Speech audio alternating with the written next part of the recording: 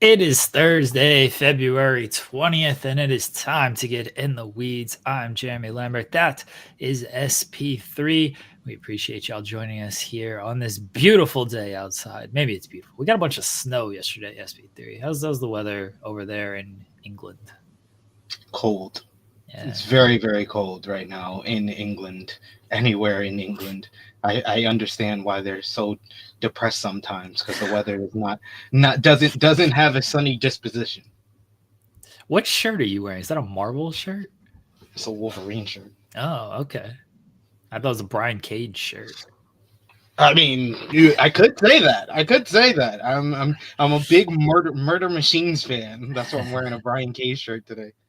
I should have wore a Spider-Man shirt, because Friendly Neighborhood Spider-Man, best adaptation of Spider-Man since like the '94 series. I saw that was getting good reviews. I might have to check that out. That might have to be next on my list. I was so disappointed in my True Hill Heat chat. I asked them after episode 2, I was hyped about it. I was like, "Are any of y'all gonna watch this?"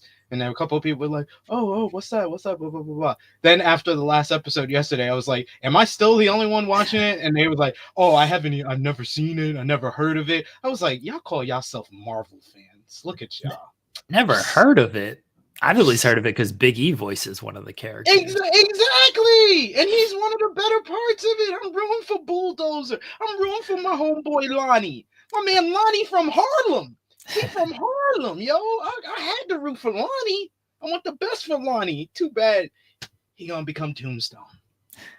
I might have to check that out. That might be something I take up at night after I'm done working and in bed peacefully to put something on. I got to watch Traders tonight. Got to obviously catch up on the challenge, and then basketball's back now. So once basketball's on late, I'll be throwing on basketball. We don't have to talk about basketball. I don't want to talk about basketball today. Fair, honestly, fair.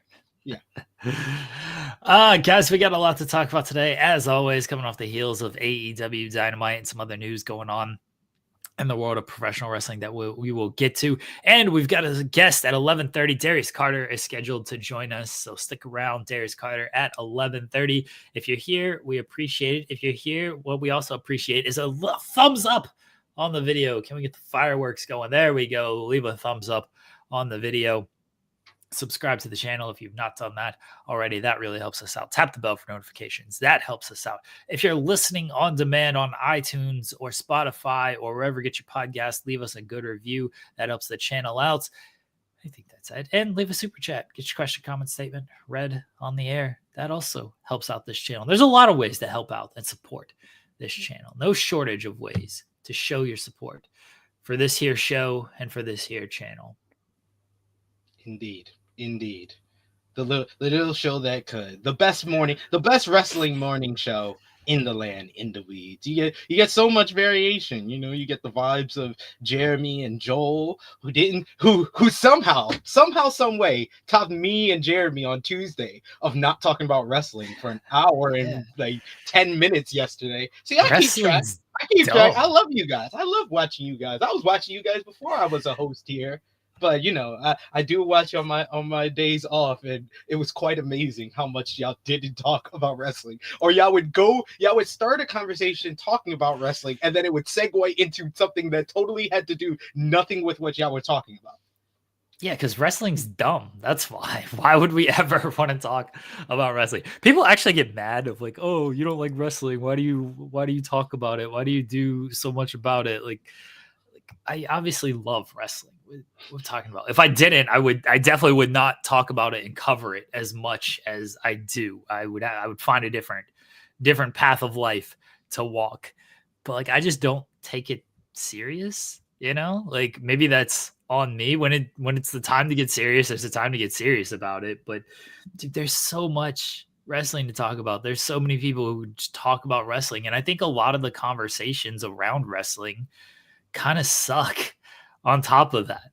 And so I want to have good conversations about wrestling, but I also just want to have fun, silly conversations about wrestling and not about wrestling. So, what can you do? I'd rather talk about fighting the sun. That's way more fun to talk about than wrestling.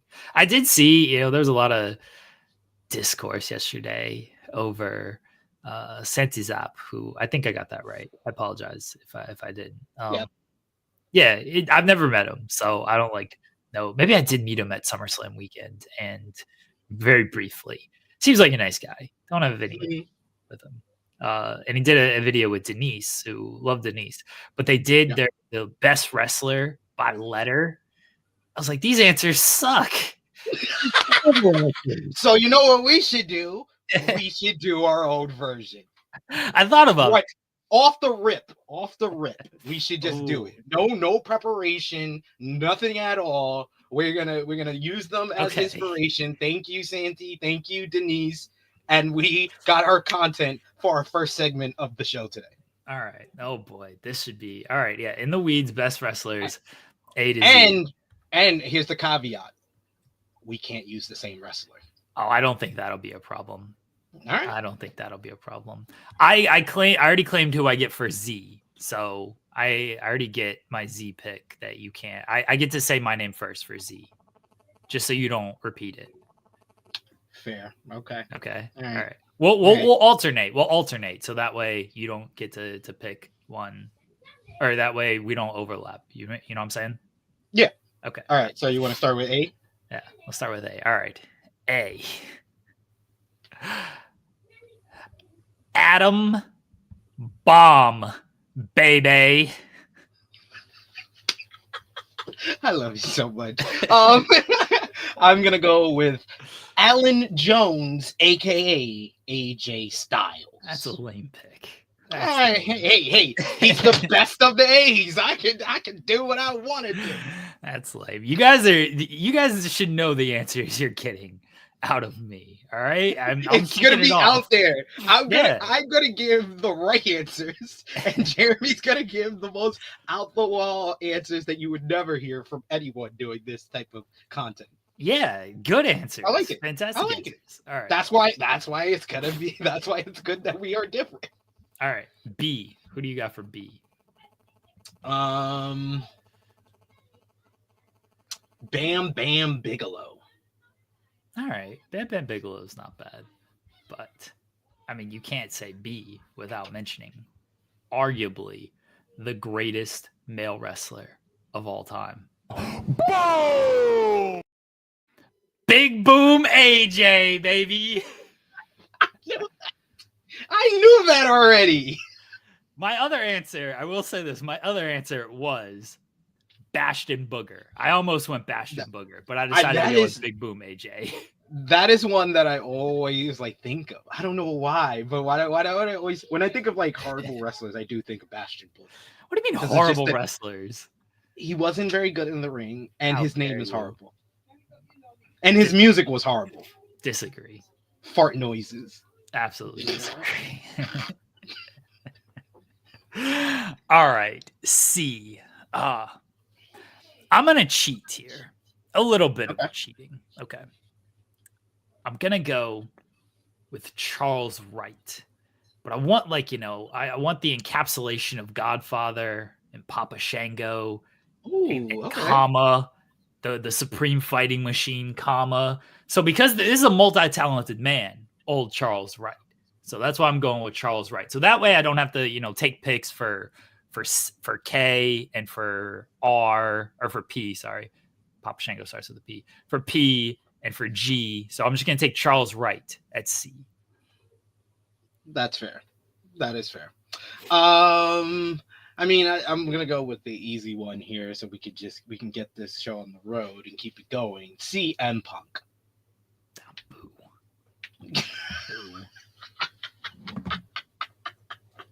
All right, D.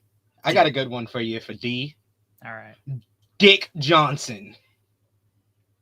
All right. You can't step on the gimmick here, SP3. Sorry, beat you to the punch. Do I have to give a serious response now because you went Dick Johnson? Yeah, you have to reverse it now. You have to give a serious response. Oh man. Oh, D. All right, this isn't an actual serious response, but I do love this guy. D'Lo Brown. D'Lo Brown for D. Real deal now. The That real probably deal would have Brown. been my if I really thought about it. That probably would have been my serious answer to D. Then we got E. Oh, E. Here we go. Okay. Here we go. Can't say Biggie because that would be a B. The wife is very mad at me, by the way, that I did not say Bret Hart for B.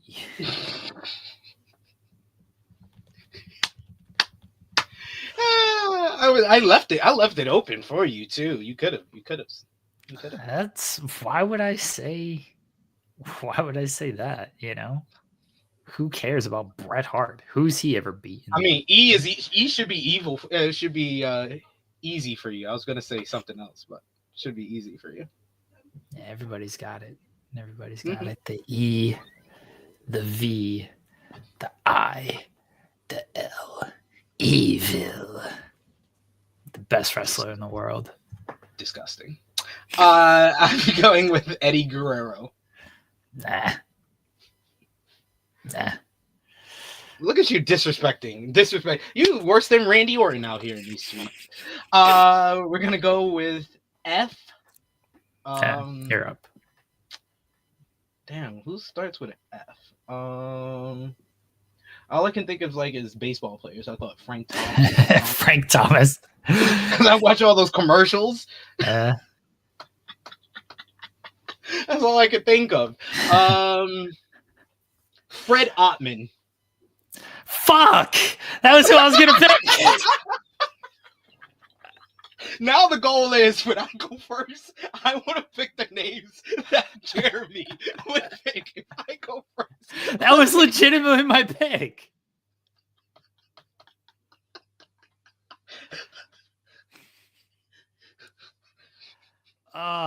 Man. I might have to go with Farouk. Louis, good shout with Farouk. I'm so mad that you picked Fred Ottman. So mad. So good. I'm so good at this. All right, G, your turn. Oh, G. Okay.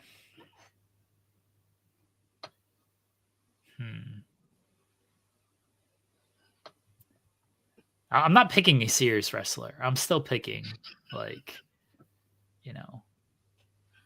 good wrestlers. Good, bad wrestlers. You know what I mean? Gunther. Get out of here, people. He's actually good. Who cares about him? Oh, that's a good shout, Brandon. There you Might go. have to go with that. The Gooker. The gobbledygooker. You going with that? That's your answer? Final the answer? Gooker didn't actually have a wrestling match, right? He was just a mascot. Yeah, the Gooker didn't actually wrestle. I'm still going with the Gooker though. Still going with the Gooker? Yeah. All right. I might use one of these suggestions. I was already thinking George the Animal Steel. Before King Patate got the name wrong in the chat, called him Greg the Animal Steel.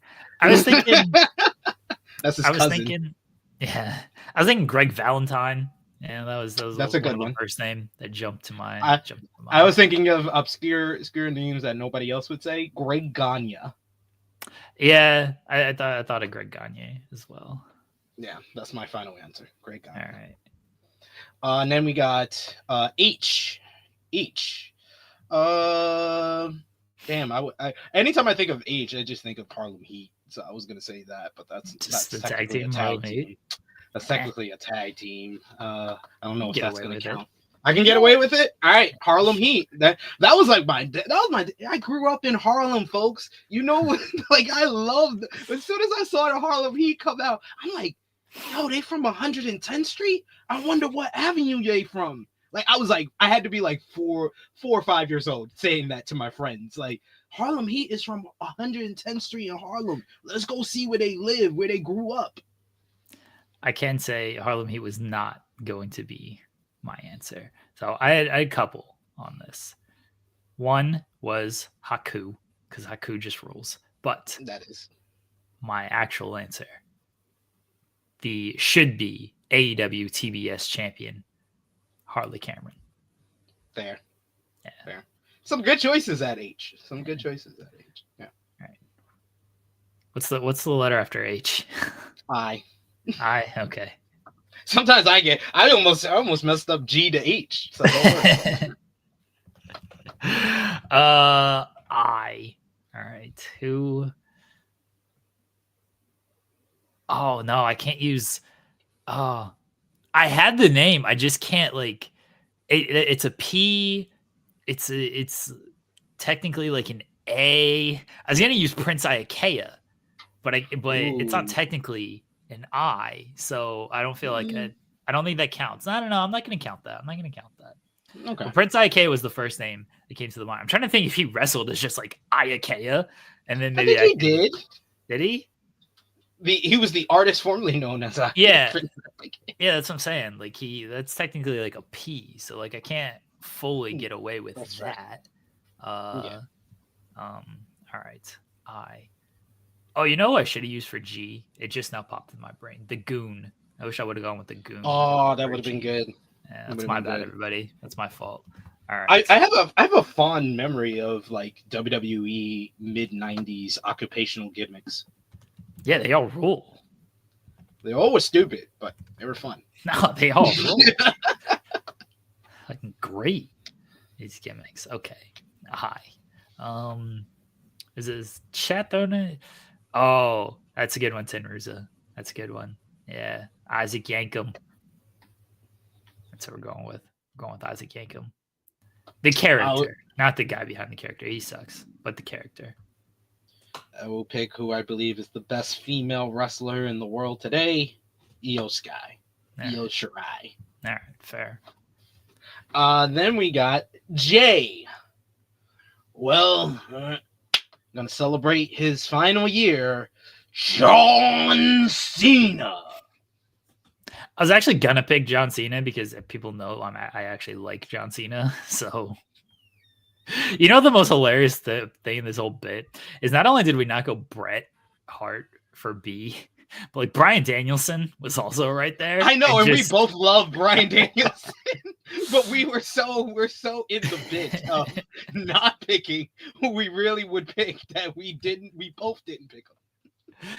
Yeah, there's only one answer for Jay, and it's so good that his first name and his last name starts with a J. J-E, double F, J-A, haha, double R, E double T. E? Jeff No, Jarrett, you got to do the pause. You got to do the pause. E, double T.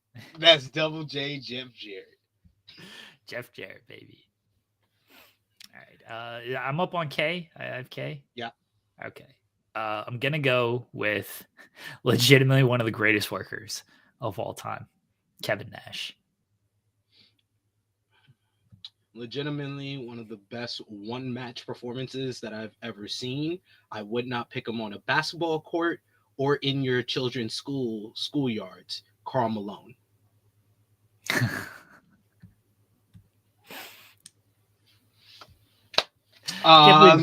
Can't believe you didn't do Kenny Omega. Cowardly that you didn't pick Kenny Omega, honestly.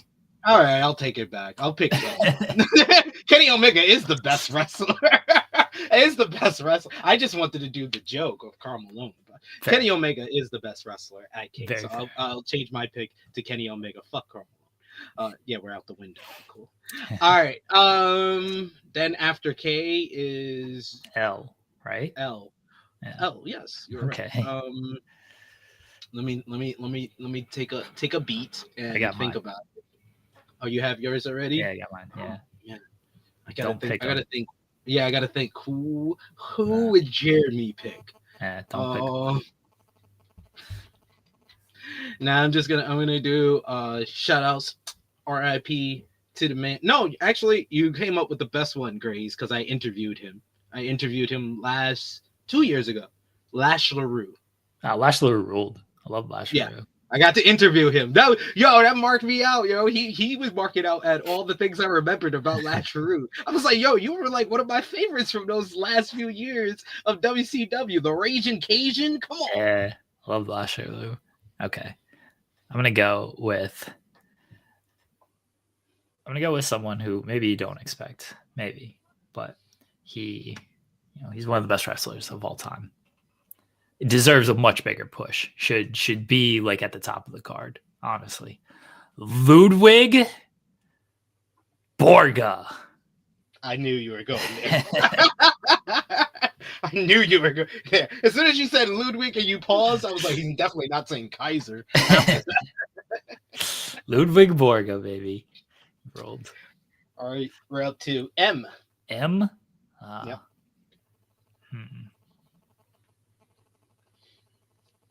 Thank you, King Potato. Thank you. She's like, thank you. You had me in the first half. That was good. Like serious answer is probably, if we can get away with this, Macho Man Randy Savage. That's like the serious answer, but that's no fun to say. Randy Savage, you know, not as much fun. Yeah. Oh, what was? Oh, I'm trying to think of his name.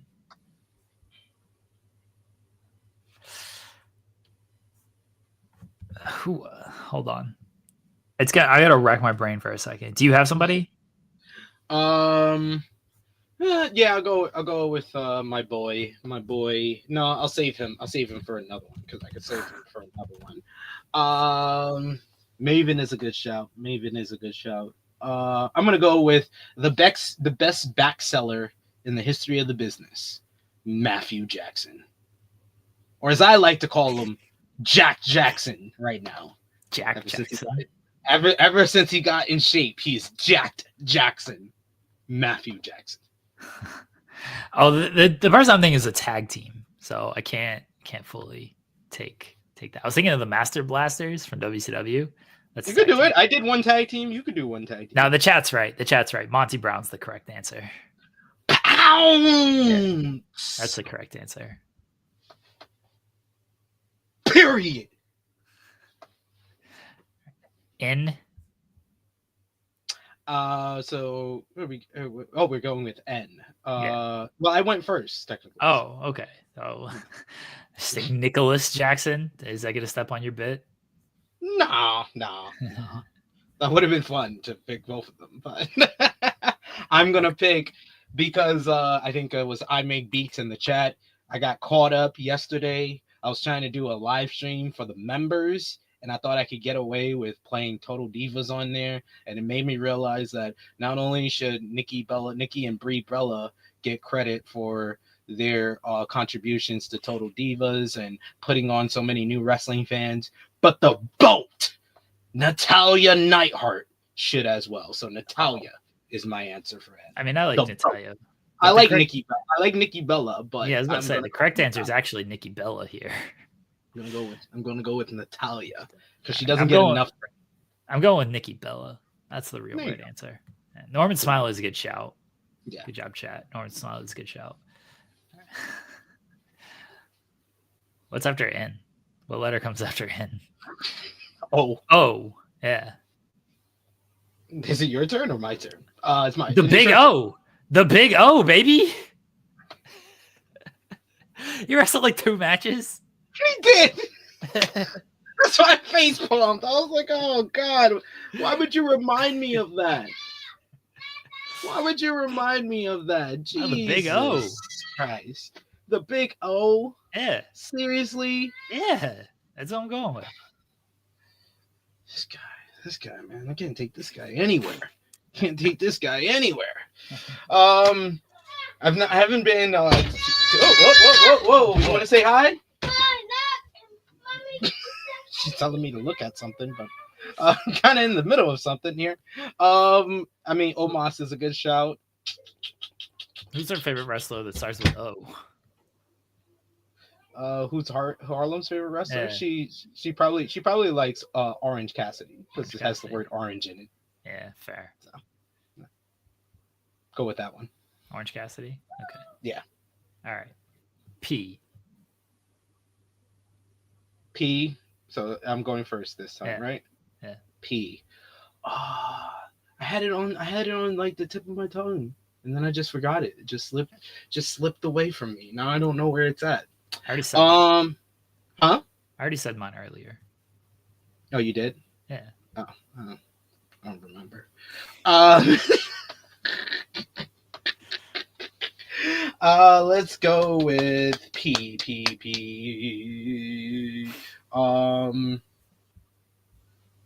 No, can't do that. I was gonna say something, another horrible person, but I don't want to do that to myself.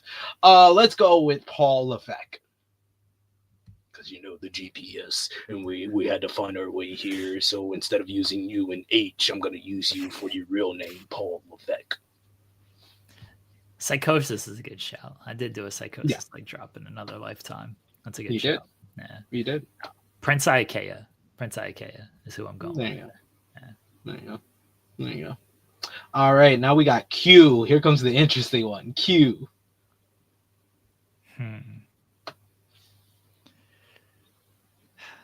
So like Queen Aminata is an easy one. It's the queen to be.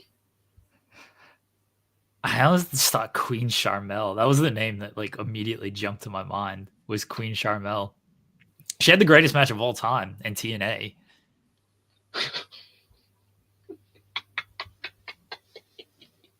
The match doing with Jenna Maraska. Yeah, that's my favorite match ever. -5 stars. I don't know what's better, watching the matchup or we only put over certain podcasts sometimes, but I'm sorry, I don't know what's more funny, watching the match or hearing Brian Alvarez review the matchup. That's always, whenever I think of Brian Alvarez, I think of his review of Charmel versus Jenna Maraska. Queen Charmel is one of the best matches ever. It's not quite my favorite match. Everyone knows my favorite match is the Doomsday cage match, the Alliance to end Hulkamania. But Queen Charmel against Jenna Maraska is one of my favorite matches. It's so bad, but it rules. Oh, what's his name? Oh, I'm going with Quincy Elliott. Okay. Wait, wasn't he problematic? Yeah. Yeah, I don't know about that one. I don't know why I keep thinking of these problematic wrestlers. Yeah, I don't know about that one. All right, then Queen Aminata. Queen Aminata. There you go. I was like, I'm trying not to use the chat, what the chat is suggesting, but it's just, you guys are giving us the good ones. Yeah. All right, now we're up to R.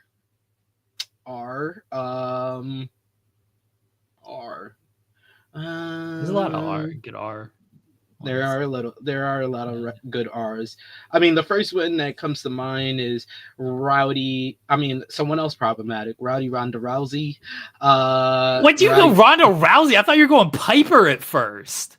What was Ronda Rousey? That's what you thought of when you heard Rowdy? I thought of Rowdy Ronda Rousey, the woman that got women into the main event of WrestleMania. I don't know about y'all, but this man said Rowdy and then went Ronda Rousey. Ronda Rousey, absolutely. No, I'm gonna go with Roddy Piper.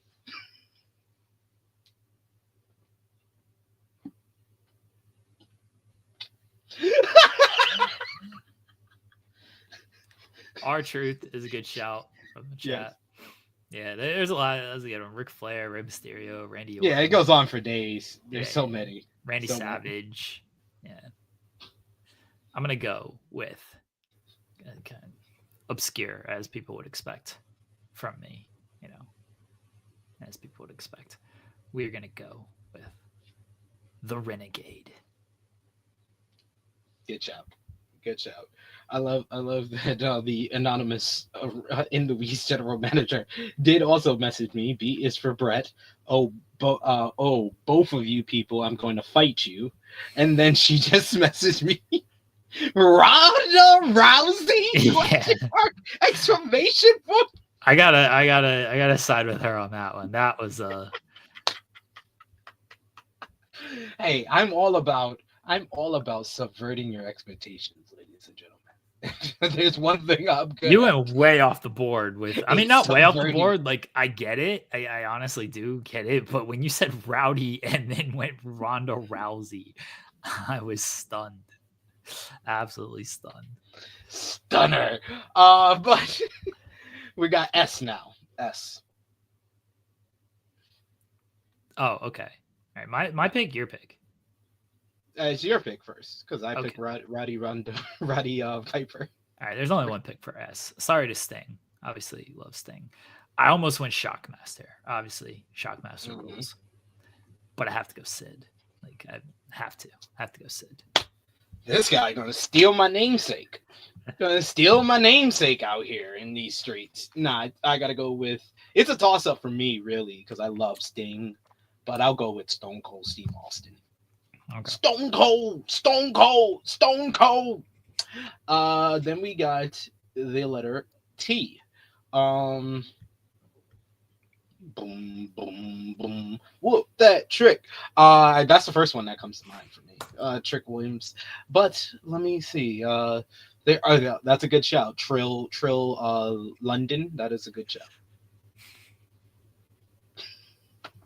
Everyone That knows is a my good T shout. pick. Everyone knows my T pick. I'm gonna think of like obscure ones. Damn, I should have played Jay Leno at J. Jay Leno. Yeah. TL Hopper is a good shout. That's a good shout, Grace. That is a good shout. T, yeah. There is known racist Terry Bollea. It's Hulk there Hogan. is Terry Bollea didn't wrestle. You know, pick him. Terrence from Florida. That's what I call him. I stopped calling him Hulk Hogan years ago. I call him Terrence from Florida. But I will go with the big old funker, Terry Funk. All right. Everyone knows my T pick. The greatest female wrestler of all time. The greatest coffee reviewer of all time. Thea Hale. Well done. Well done. I'm proud of you. You. Now you go. You're up. T-Bar is a good shout. You? That is. Yeah. You. All right. Big T. Wait, that was Ahmed Johnson, right? Oh, Ahmed Johnson would have taken a pick. That would have been. That would have been an ace pick. Loved Ahmed Johnson. All right, you. I feel like there's only one correct answer with you. Like, I don't know who you're going with. I'm sorry if this steps on your pick, but the only answer is the ultimate solution. Who's that? Oh, the ultimate solution. That's the name. That's the pick. Yeah. Well, my name is Armando Estrada, and let me introduce you to the Samoan Bulldozer. Ooh, my God. I used to love Armando. Armando was like my favorite manager. It was great. I just loved doing. Oh my God! My favorite part was Samoan Bulldozer. Uncle Howdy's a good shout.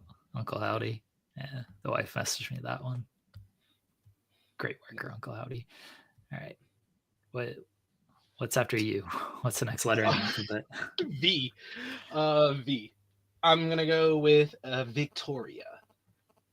Victoria is a good answer. We're not going to say problematic people. He sucks. So we're not going there. There's actually a couple of problematic people now that I think about it.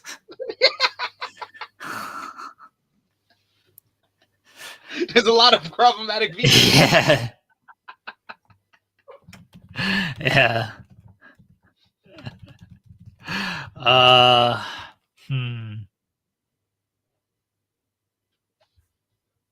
Oh, okay. Cyclops better than Wolverine. Good job. Yeah, Vader.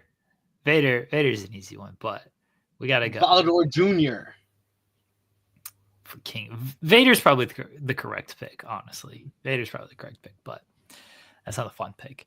We have to go with old Soul Train Jones himself, Virgil. R.I.P. Vincent. R.I.P. So then we got X. I was trying to think. Are we skipping letters? Legitimately had to think about it for a second. Okay. A, B, C, D, E, F, G. Yeah, I think you're right.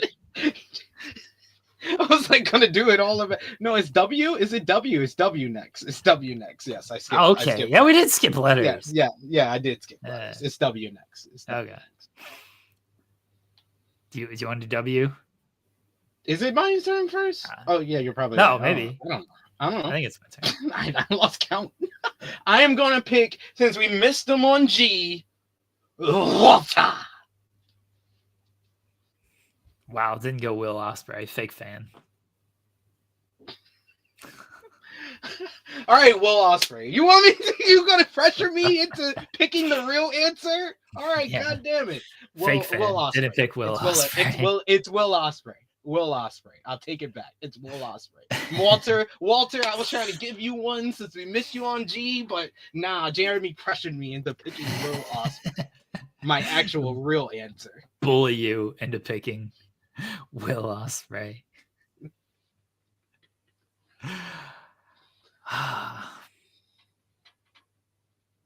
I'm gonna go with. I'm gonna tell you. I'm gonna go the most famous Briscoe of them all for W. Wes Briscoe.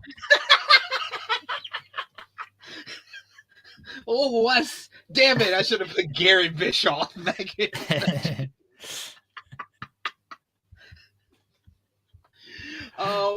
So we're up to X. Yeah, now it's X. Yeah. Yes, now it's X. Now it's X. Oh, it's my pick. I just pick X-Pac. Is that the correct answer? X-Pac. Zia Lee. Zia Brookside. You think you're better? Well, you better get ready to bow to the master. Suck it down right, fool. We just got tired of doing what you told us to do. Or should we go with, I don't know where you and been, and I'm in X Factor.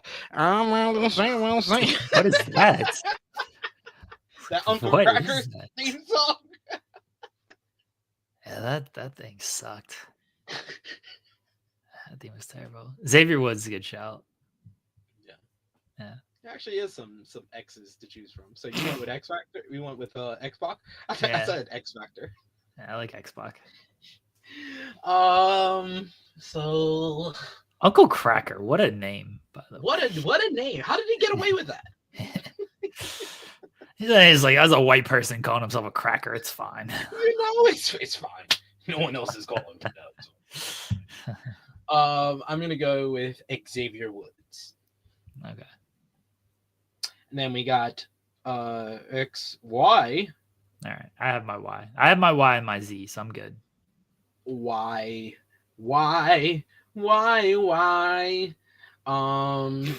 So who we got at Y? Let's think here. Yoshitatsu. I can't say got it. Nah, that's not my answer, by the way. I'm gonna go with my current favorite Y. Yoda Suji. Yeah.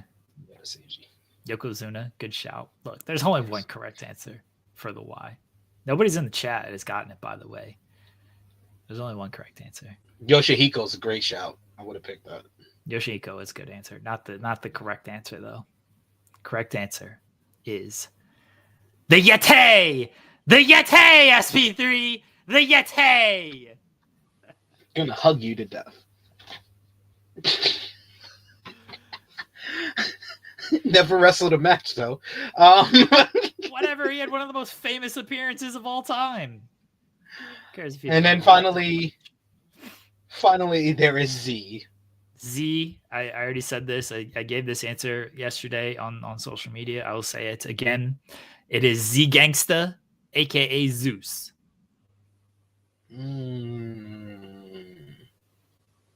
Damn, I should have used him as Depot. That's a Friday character. That wasn't who was wrestler. Should have used him as Zeus just to get ahead of the game. Should have thought more strategically. I'm gonna go with the easy answer, the best technical wrestler in the world, Zack Sabre Jr. Oh, fine. SP3 had breaking news as we get completely away from professional wrestling, as we should on this show. Mm-hmm. The NBA has suspended Milwaukee Bucks forward Bobby Portis for 25 games for violating the league's anti-drug policy. Smoking that marijuana? They can smoke weed in the NBA, right? I would hope so. There's no way you get 25 games for smoking weed. Word, that would be ridiculous. Yeah, But damn, that sucks. What is he taking? Performance enhancement drugs? It wasn't working. Yeah, they didn't say what it was, but it ain't great. Ain't great. That ain't great. That ain't great for the Milwaukee Bucks right now. So, well, 25 games. He'll be back before the playoffs. He'll be fine. yeah. But he's gonna be a missing presence. He was like one of their main role players. Especially if Giannis is gonna keep missing time, like he was starting. So yeah. There you go, everyone. There's some NBA talk for everyone. All right, are we gonna actually get into some wrestling talk? We'll talk about Dynamite here in a second. But first, We've been talking about wrestling this whole time. I guess so. We've been talking about good wrestling though, like Z Gangsta and the Yeti. We're gonna talk about like terrible wrestling on Dynamite last night. That's no fun. Talk more about man, I feel like AEW is like in this weird position where everything that's working is like really working for me. Like I really enjoy like the Hangman and MJF rivalry. I feel like it's like a hot rivalry that has a lot of layers to it, some substance to it.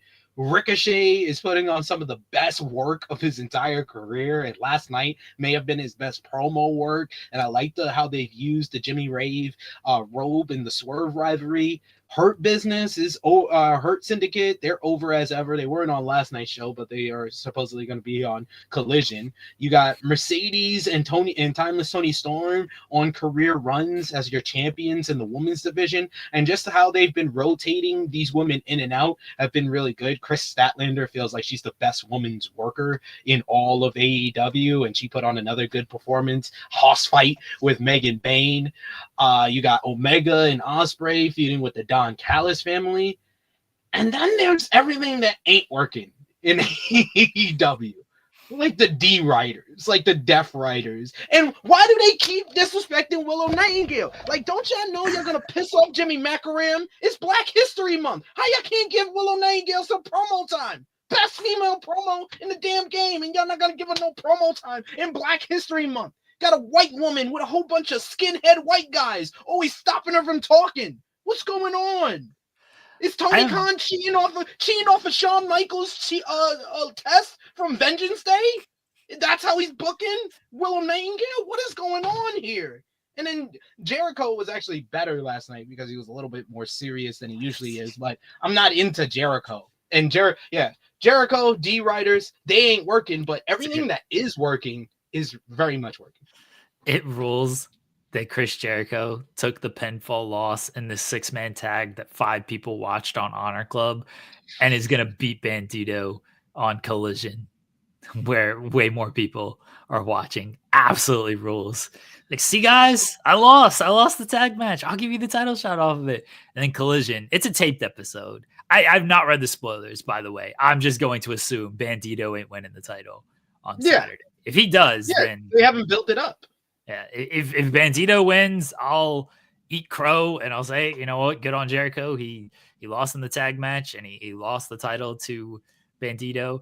I don't think Jericho's losing the title on a taped show, honestly. So, and even though I haven't read the spoilers, I feel like had he lost the title, I would have just come across that. So yeah, that would have definitely been on the timeline. Rejoice, honor is restored. Yes, has the Ring of Honor World Championship. That would have been all over the timeline last night. Yeah, so I'm just gonna assume that Jericho retains the title, but it absolutely rules that he's like, look, guys, I took the loss, put him over, and then on the bigger show with more eyes, he wins. And rules. So Jericho's the best. It's so ridiculous. He went to the WCW school, brother. You know what we need to do? We need to do an all-time politicians thing next. We did the every our favorite wrestlers at each letter. Now we need to do like an all-time politicians, and Jericho is getting up there in my regards ever since this whole AEW run started. I mean, modern day, is there anyone better than Chris, modern day? I mean, and sometimes like I feel like a lot of fans, the word politician is a bad thing, but sometimes it could be used in a good way. It could be used in a good way to me, I think. Mercedes Moné is up there as well. She got Gato to give her 12 minutes in the Tokyo Dome. I mean, that's the badge of. I'm sorry, like I've been talking about this ever since January 5th. Ever since he went over the 10-minute mark, I was like, Mercedes Moné, the greatest female politician in pro wrestling history. She made that stingy, misogynistic Gato give her 10 minutes in the Dome. So she's up there. Dwayne is up there. Yeah. He's not active enough though. No. But I don't look at politician as a bad thing. I think it's just part of pro wrestling. I think Kevin Nash is one of the best of all time at it. And I love Kevin Nash. I think it rules that he did it so often.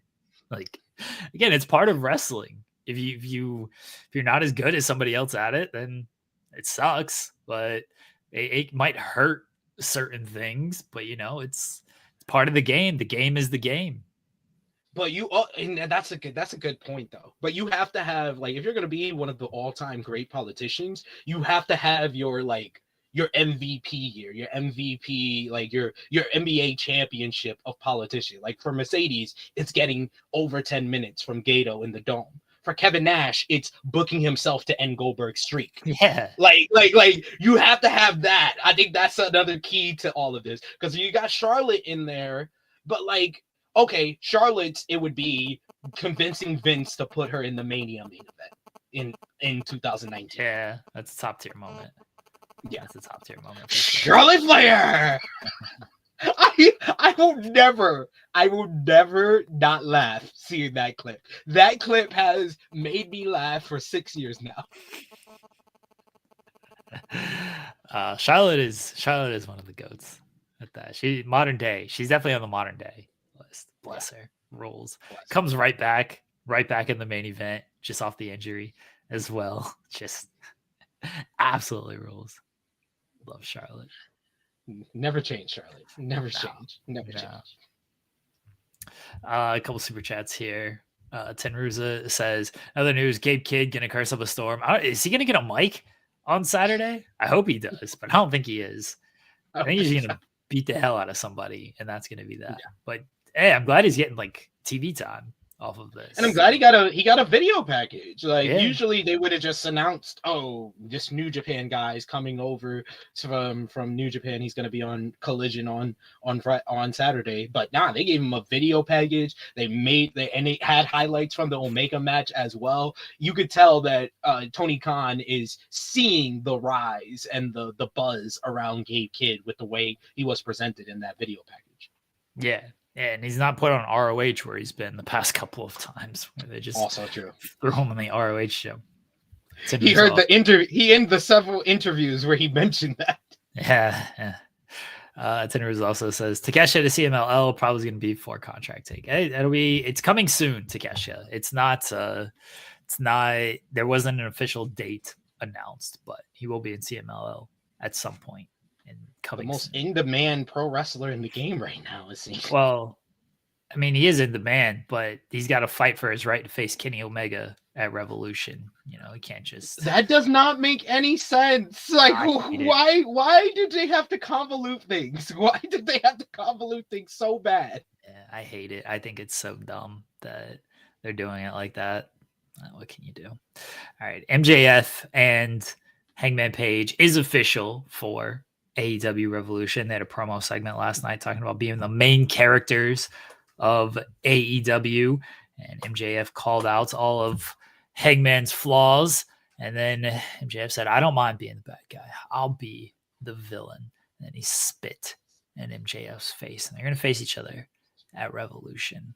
What'd you make of this segment? MJF spit in Hangman's face. That's what I said, right? No, you said he spit in MJF's face. Oh, sorry. Yes, MJF spit in Hangman's face. My bad.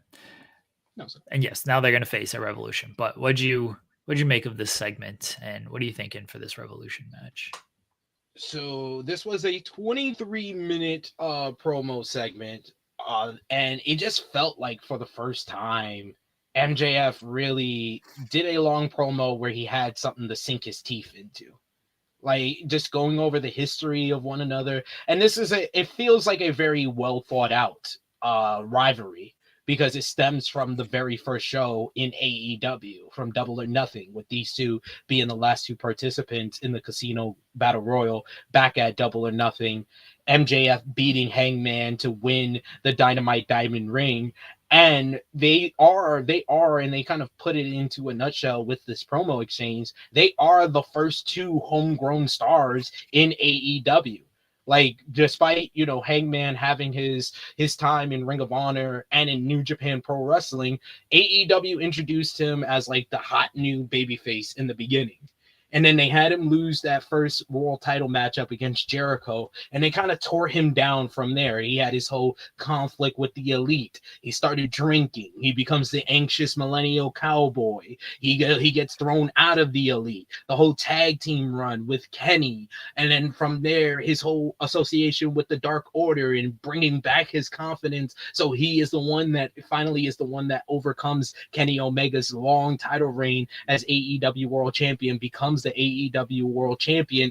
And then the juxtaposition of that is MJF, who came in with not all the buzz in the world. He had his buzz really kind of started from the All In event when he had the little vignettes leading up to his match with Matt Cross. And then from there, he comes into AEW and he was kind of like a snobby upstart. He was kind of the young boy to Cody Rhodes. And then he turns on Cody Rhodes like a month into the Dynamite era at Full Gear 2019. And then we slowly see his rise up to the top, the undefeated streak, his shot at the AEW World Championship coming up short there, and then everything that built to him becoming the longest reigning AEW World Champion in history. And I love that, you know, I love Hangman bringing up, oh, you're just doing this, running off your accolades. I wish he would have been like, you sound like a WWE promo. You sound like the Miz. Like it was just MJF just running down his resume and stuff like that. But I love that Hangman is very much, he plays into his character. He's a very emotionally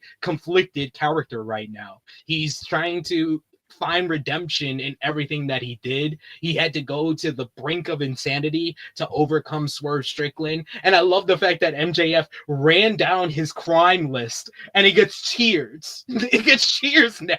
That was probably the highlight of this promo exchange. I think that it did a very good job of laying the groundwork of the feud. It also kind of told us the two characters and why this is the perfect time for them to finally clash at a pay-per-view in a big time way.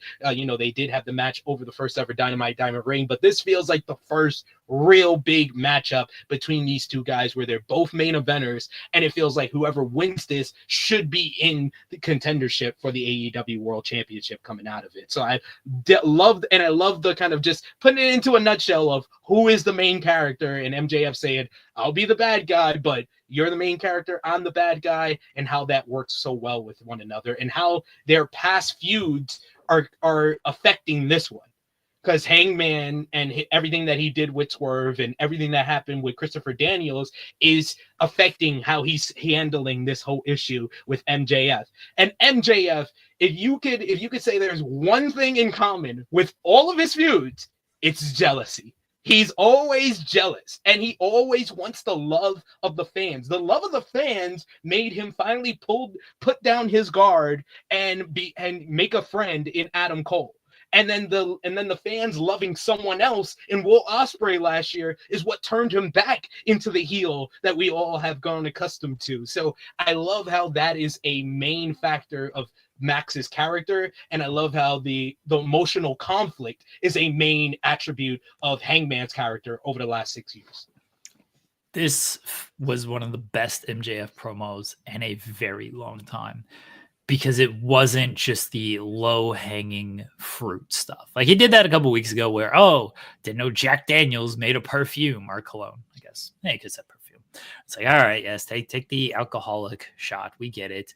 But there was no low-hanging fruit on this stuff. I think part of that is because Hangman's character acknowledges all of that stuff. And Hangman's character isn't exactly kind of low-hanging fruit material that a lot of past people have had. You know, that I hope MJF doesn't get into the family stuff. That's where I'm kind of dreading of like please don't bring up his wife and his kids and do the thing you always do, just like you did with Will Ospreay, just like you did with Bryan Danielson. Don't need any of that. That's where I'm concerned moving forward. But until we see that, I won't comment on it. But that's why I thought this promo was so good, is because he actually just kind of stuck to core material instead of doing, let me say, the most, what I think is the most shock jock comment that I can make to try to get a reaction that has lost its luster to me over the years. So I thought the promo from MJF was great. I thought Hangman's responses were great. And this is not a criticism, this is I guess this is it's just a reminder, which I was like, Jesus, really? When he's like, I'm a 6-time Dynamite Diamond Ring champ, I was like, Jesus, really? 6 times? I know he's won like every single one. I'm just like, have they really not done anything with this thing but do MJF every single year? Oh, it wasn't a criticism of his promo. It was, like you said, he was running down his accolades, and that's one of his accolades. It just reminded me of, like, they really don't do anything with that shit at all. It's like, oh, here's MJF's participation award for December. Here we go. Yep. MJF needs another accolade, so let's have him win the Dynamite Diamond Ring for the 6th time, 7 times, 8 times. Like, they really have, in 6 years they've been doing this thing, and it's just been MJF every single time. At some point, I assume they'll pay it off and MJF does not win. But I love how they've changed, like, how you get there over the past few years and everything. Rules. But yeah, otherwise, again, I thought this promo was great. And I love Daniels coming out at the end, being like, this is the guy. Like, this is the guy I've been looking for. And even Hangman in his promo, like, sticking up for Christopher Daniels. Like, he went out like a warrior. He went out on his sword. You don't know anything about that.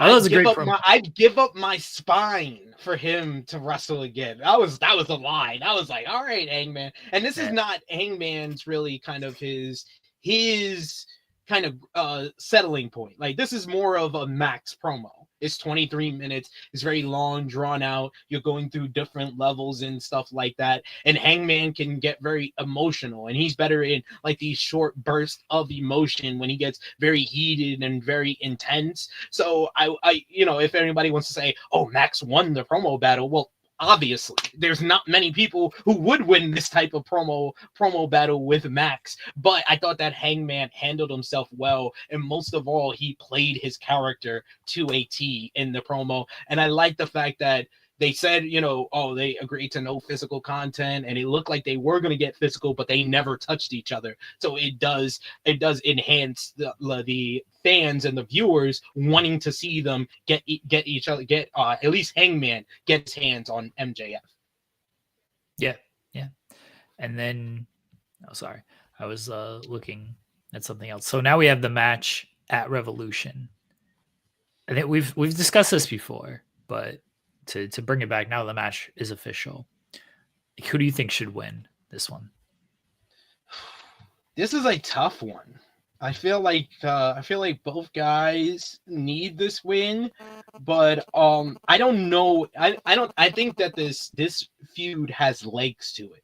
So I don't think that this should be a one and done. Like, they face at Revolution, and that's the last time they face, at least for like a couple of months or something like that. I'm going to go with MJF. I'm going to go with MJF getting the win in this one, but I think that it eventually leads to a big-time blow-off and maybe even a Texas death match to kind of go it full circle of MJF pushing Hangman to have the match that he injured his mentor in, the Texas death match again. And maybe that's at like a Double or Nothing, or maybe they even draw it out to when we get to Texas at All In. They can do something like that if it has that enough legs to it. But I think that for this one at Revolution, I'm going to go with Max. What about you? I think it should be Hangman, because I think Hangman is going to be on a trajectory for the world title at All In. And if that is the case, I would not have him taking big time losses until, really, I wouldn't have him taking any losses, but I would not have him taking this loss before All In, because he's already lost, like, since the Swerve feud, like, he's lost all his big matches. That is So true. he needs to get some of these like big time wins back. And that's why, look, if the trajectory is not Hangman at All In, if that's not what they see him winning the world title at All In, then I understand why they would do a loss here. And there's still a story to be told if he takes a loss here and drives further into madness before rebuilding, going into All In. So you can still tell a story with a loss. But if the plan is All In, then I would have him win as much as possible, and certainly in the big matches like this.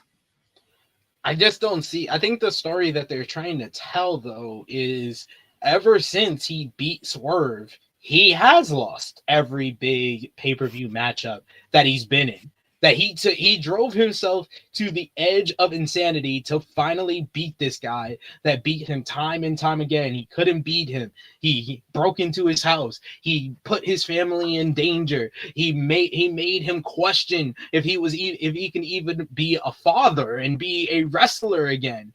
And he went so far to the brink of insanity, stabbing him with a syringe in his mouth, hitting him over the head, trying to end his career with a steel cage. And then that burst of just elation at the end. And ever since then, he has not been able to get the big wins. He couldn't beat Jay White. He couldn't win the AEW World Championship at World's End. And I think that story should continue as he is further and further. We're seeing it seems like we're seeing a long-term redemption arc for Hangman because he had to go through that. And he has to take a couple of losses before he goes on that run to win again. So I'm going to stick with, I think that Max gets to win at Revolution because I think that is the story that they're trying to tell us. Okay. It very well could be. And we'll see in just over 2 weeks' time who ends up coming out on top in that match. Do you think I got a question for you though? Yeah. Do you think that this is the hottest feud right now in AEW? Because I think that the Omega Ospreay versus Don Callis family and Ricochet and Swerve all have their separate arguments for what's the hottest feud right now in AEW. Ricochet and Swerve is where I was going to go. I think MJF and Hangman is a little bit more just because they haven't done a match. And I think that works for their benefit. In that case is they have not wrestled each other, where Ricochet and Swerve has obviously had the match. And then we just had the big tag team match with Omega and Ospreay against Fletcher and Takeshita. But all those feuds are very hot. I don't love, I talked about it, but you can talk about it. Now, I don't love the International Championship Series. I don't understand why they booked it in that way. It didn't make sense to me. Like I laid this out on Monday's show of they should have just done Orange Cassidy and Roderick Strong as like a match. People would have been fine with that match. I'm sure they would have complained beforehand, but whatever. Yeah. Just do the match, have Orange Cassidy win. You can even do Takeshita doing the attack afterwards. And then Takeshita being like, he's not happy, or Don Callis for Takeshita being like, he's not happy that he lost at Grand Slam. He doesn't love that. He'll see Kenny Omega at Revolution. But before that, we're going to take some souls. And Orange Cassidy, you're the first person we're going to take. We're going to make an example out of you. You're the greatest international champion of all time. We're going to make an example out of you. So then you still set up Orange Cassidy and Takeshita for next week on Dynamite, and then you still have Takeshita and Kenny Omega at Revolution. You're following the same path to get to where you want to go. It just puts more heat on Takeshita as the champion instead of, hey, everybody's earning their way to face Kenny Omega, which I don't love. No, that doesn't make any type of sense. It feels like a very convoluted way to just fill a couple of weeks of wrestling before we get to Revolution, when it's quite obvious we're still getting Takeshita and Omega.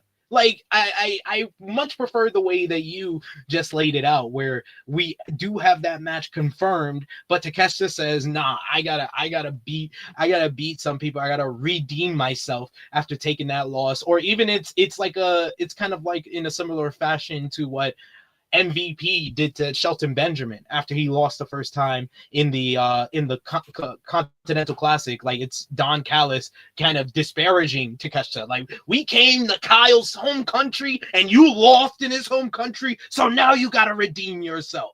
So this Wednesday, we're going to put two former AEW international champions, Roderick Strong and Orange Cassidy, against one another. And whoever wins that faces Takeshita for the international title before he gets to Revolution. Have Don Callis be the one. Like, I think that the problem sometimes with AEW is that Tony Khan wants to be responsible for too many things. And him being the one who basically made this announcement via the commentators just seemed such a like forced way to get a couple of weeks of content before we get the inevitable Omega versus Takeshita matchup. I much prefer if Don Callis, in whatever way they wanted to do it, if Don Callis was the vehicle to set this up. Yeah, that's how I would have done it as well, instead of this.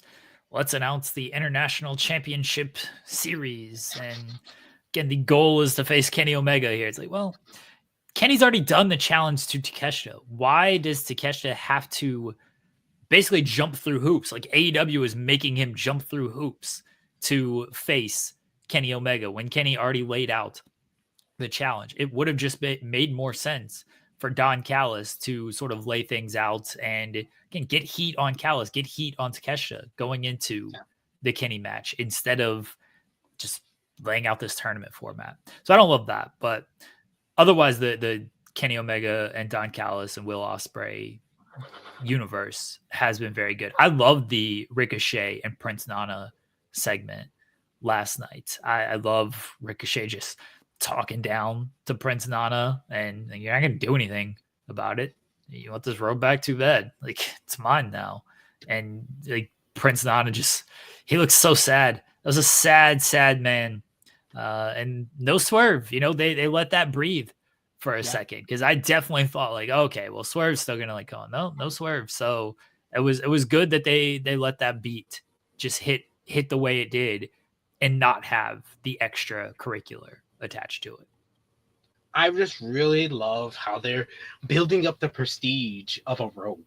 Like they're building up the prestige of this robe, and it's very kind of in the niche of what's going on in wrestling, because we saw last year 2 of WWE's top rivalries was about a bracelet and a necklace. So like to then turn around to AEW and one of their hottest rivalry is about now a robe, but it's more or less about Swerve picking on Ricochet and driving Ricochet to this point where he's become like this violent but still yet very much cocky version of Ricochet. And I did enjoy the Prince Nana part of it, but my lord, where did these promos come from Ricochet? Just him in the ring by himself? I never. If you ask me be the booker, put your booker hat on SP3. Would you give a microphone to Ricochet for like 5 to 6 minutes with no one else? He just controls everything, and you think that he's gonna have the crowd in the palm of his hand?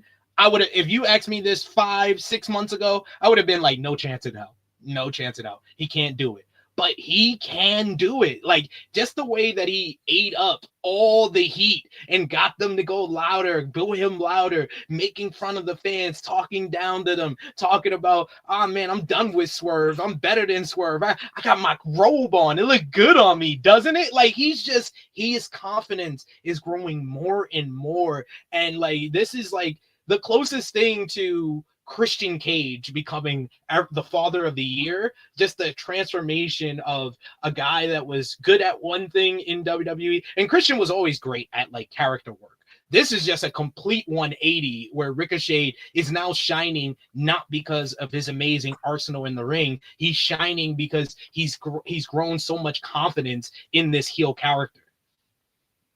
Yeah, he's definitely found his rhythm and his voice as the heel character. I don't know who he's been working with. I don't know if he's practicing stuff in the mirror or whatever it might be, but whoever he's been working with, whoever he's been talking to, whatever practice he's been doing has definitely paid off for him. He was never fully given these opportunities in WWE either. Like he was never really a heel. Like I don't recall him ever being a heel character in WWE. So he was always just kind of the baby face who could do cool moves, you know.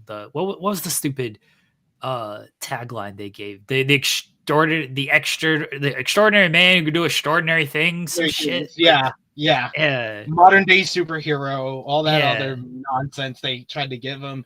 Like they just tried different forms of, oh, he's a cool flippy wrestler. Like they never tried anything with him as far as like character work, even as a babyface. Because even though babyface is supposed to, you're just supposed to get cheered, there are babyfaces with more layered character works now in WWE than what Ricochet has ever was given in that company. But the fact that he was able to kind of see that, hey, just me having good to great matches in AEW isn't going to make me stand out because I'm just good to great matches guy number 477 on this roster. I have to find another way to stand out. And he figured it out, pretty fast too. So I got to give him credit for that. Wrestlers always talk about being a heel is easier because you can get away with so much more and you're able to basically be disparaging and disgusting and you get the reaction that you want out of that. I mean, how many people throughout history found themselves as a great heel character and then that launched into a bigger baby face? I mean, the obvious example is The Rock. Is the clean cut babyface Rock didn't work. He found his voice as a heel and then he became the friggin' Rock. So many wrestlers have talked about just being that heel character. I mean, Steve Austin was that heel character before he launched into a babyface. His feud with Bret Hart was total heel work. So many people were able to find their voices as heels and then they became bigger babyfaces off of that. He was never given a real opportunity to find his voice as a heel. Now he's found something. And I suspect whenever it comes back around and he's a babyface, he will be a bigger babyface because of that. So I think a lot of people should just have that heel run and see what they can do with it. And then if it works, great, more power to them. And then obviously if it doesn't, then it doesn't. But so many wrestlers have talked about, being a heel is you kind of need that first to really hone in your character. And then you can play off of the babyface after that. So good on Ricochet. I mean, it's a Jadakiss laugh. I don't care what anybody says. Jadakiss. I don't. Hey. What's old is new again, and I love it. I don't recognize him. His theme is for me. I don't think about it. So. I'm really liking what they're doing with Ricochet right now. So yeah. Those two promo segments I thought were the real highlights of the show. And then real quickly, Tenruza says the robe has way more significance than the necklace or a belt. I mean, that necklace or that bracelet was still very meaningful. Not the necklace. The Ulafala, that thing's got plenty of. The Ulafala has a lot of significance. Let's not bemoan them for that, but that has a lot of significance. I think that it's good that I would like them to do like some type of like video package with like Jimmy Rave highlights because they have all the ROH highlights, and that will kind of even give it more significance if you want to add to it. But I like where the direction they're going with that. I like the direction that they're going with Hangman and MJF. Now we got to talk about the main event program.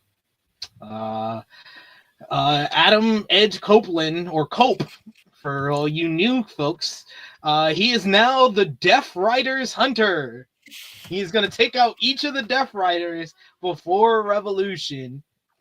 And this was after those skinhead Death Riders disrespect Willow Nightingale in Black History Month. This is some nonsense. What we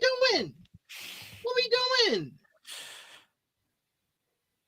Okay, so they disrespect Willow. They come out. Jon Moxley says everything is his. He owns everything. I am AEW. And Jay White comes out and sets up Copeland coming out, and then they run off the Death Riders and everything, right? Here's what I really want to talk about, SP3. Two things. I'm going to get this screenshot going. So Adam Copeland steals a man's hat in the crowd. He completely took it. And then, I don't know if people caught this, but I caught it. And I'm going to try to get this screenshot because I'm not happy with Adam Copeland. It's going to be very tough to actually do because they give you so many stupid pop-up things at the end. Like, go away so I can... hold on. Oh, it's not there. Okay. So if you watch this segment, this is the only thing I care about on these segments. Who cares about Copeland going after the title? If you watch this segment, there's a man coming down the aisle, and he's got a lot of food in his hand. Mm-hmm. Copeland turns around, and he reaches for this man's food as they go to the break. I think Adam Copeland was trying to steal this man's food. I'm going to get a screenshot for everybody. I'm going to actually have to, because on the YouTube video, it's very dumb. So I'm going to watch the full length feed here, and I'm going to get this screenshot. But go ahead, you talk about, this segment that existed in its own little world. But like, my whole thing is like, there was a couple of different ways they could have gone about this. Wouldn't it have made sense though? Like, Switchblade Jay White is the first one who interrupts him, and I know it would turn out that he was showing up here to cause the distraction to help Cope get the drop on Moxley. But we literally just did this whole thing last week where Cope and Switchblade got the better of all four members of the Death Riders, and I think it was you who was like, oh, the Death Riders had already been in a matchup, so that kind of makes sense. But this time it didn't. They didn't have a match. So it was 2-on-4 and they got the better of them. But they couldn't get the better of them in Australia when it was what, 4 or 3 against 2? Like, what? That doesn't make too much sense. Secondly, the Guns are back. So why didn't the Guns come out to have Switchblades back? Like, I was so confused by that. I was like, okay, so here comes the Guns, right? Right. On this day, I was like, oh, God, man. I was like, where can we get the Guns? Even the odds a little bit, since FTR has kind of wiped their hands of this situation now. What is going... I'm so confused with this story direction. I'm so confused on how we can have this many rivalries in this promotion, yet this is our main event picture. All right. I'm getting this. Oh, hold on. I'm going to get this picture. Don't you worry, folks. This man is a food thief, is what this man is. And I will be justified in this man trying to take food. Okay, hold on. Why are you always targeting Cope? Cope? Because he cut the same promo he always cuts last night. Mm-hmm. All right. Here we go. I got the screenshot. All right, but he cut the same promo, and he goes. I'm gonna take my headphones off for this, but funny enough, I am at the same time, like Jeremy, I am multitasking while I'm doing this here. I'm also prepping for my Dynamite review over on True Hill Heat, and I am saving pictures to my laptop as we're doing the show. And I actually came across a screenshot of the guy in question with the plate of food with. And I guess this is before Cope tried to steal the food, but I do see the. Is he wearing a shirt that says "Heels are something"? It's gray, and he's like an older man who's got like one of these mustaches, stuff like that. I got the pictures. I was gonna do my Cope promo. Oh, okay. Go ahead. I was gonna do my Cope promo.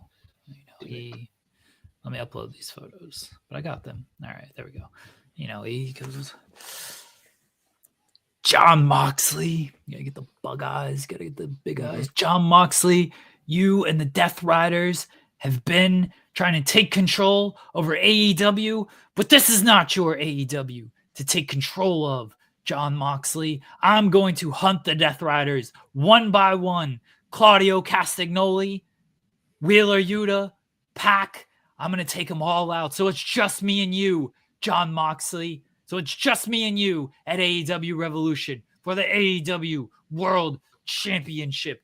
Do you understand me, Jon Moxley? I'm going to that place. I got Spike here. It's going to be one-on-one at AEW Revolution after I take out all of the Death Riders. That's it. Bug That's dies. every Bug die promo. promo. Yes. All right, look at this, SP3. So he stole a hat, right? He stole a hat. This is the man right there. You see him with the food. He's got the food, right? Yep. You see all that food? Look at this next screenshot. This is incriminating evidence. Look at his hand. Do you see his arm reaching for this man's food? And then they cut away to save him from being a food thief. They cut away from it because they saw this man after he already stole a hat. They saw him going to steal this man's food. And instead of incriminating him further, they made sure to cut away from this. Incriminating evidence.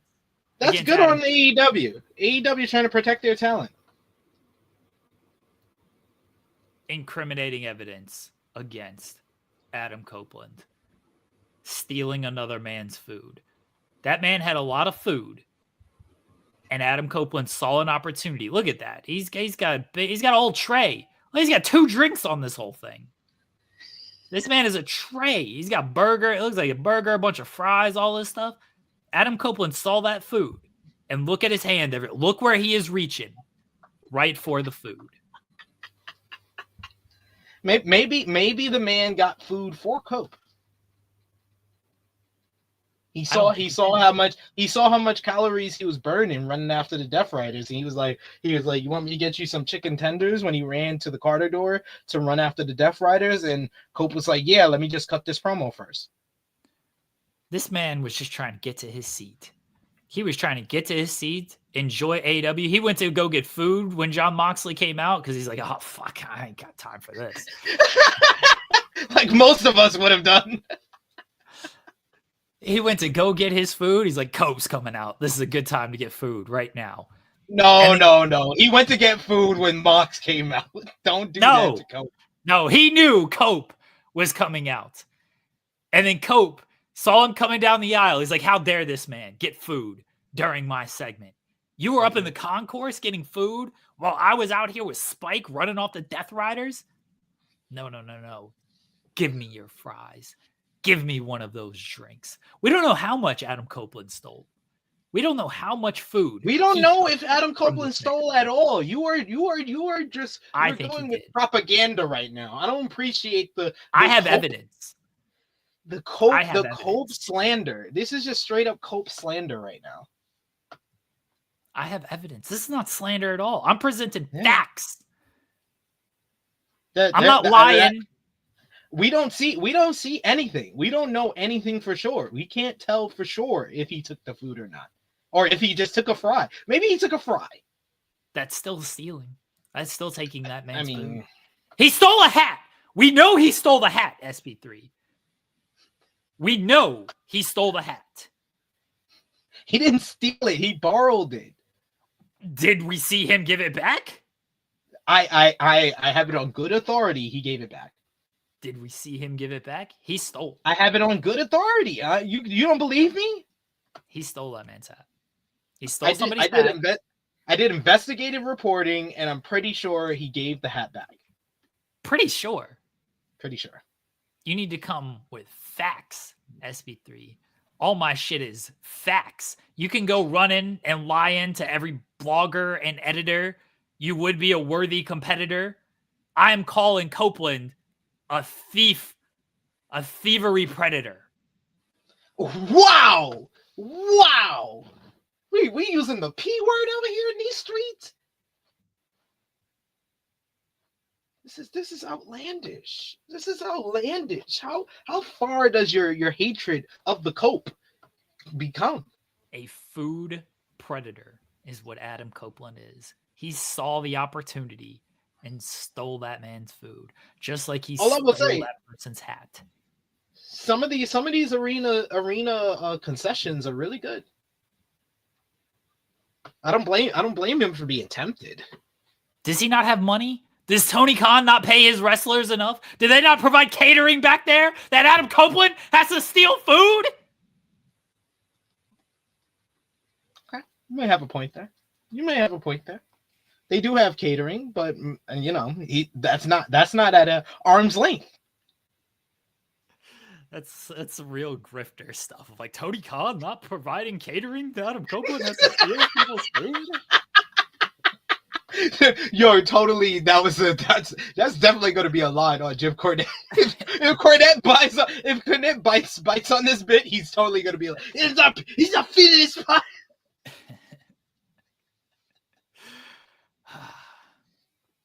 He stole food. That's it. I don't like any of this. What did you think though of the Big Bill and Powerhouse Hobbs street fight, which was kind of like a last man standing match unofficially? I would like for street fights to start in the streets. That's all I want. I don't feel like I'm asking for a whole lot. This wasn't a street fight. This was an entrance fight.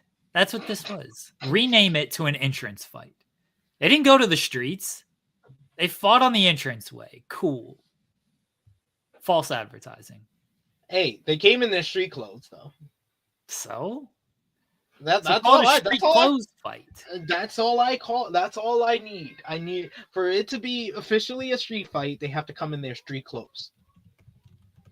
That's a street fight. Even back in the good old days, back in the 70s, all you had to do, it didn't mean that the fight was going to start out on the street. It means come as you are. It's a street fight. It should be in the streets. I think it's dumb that it didn't be, that there was no fighting in the streets. I think that's a dumb complaint. Why?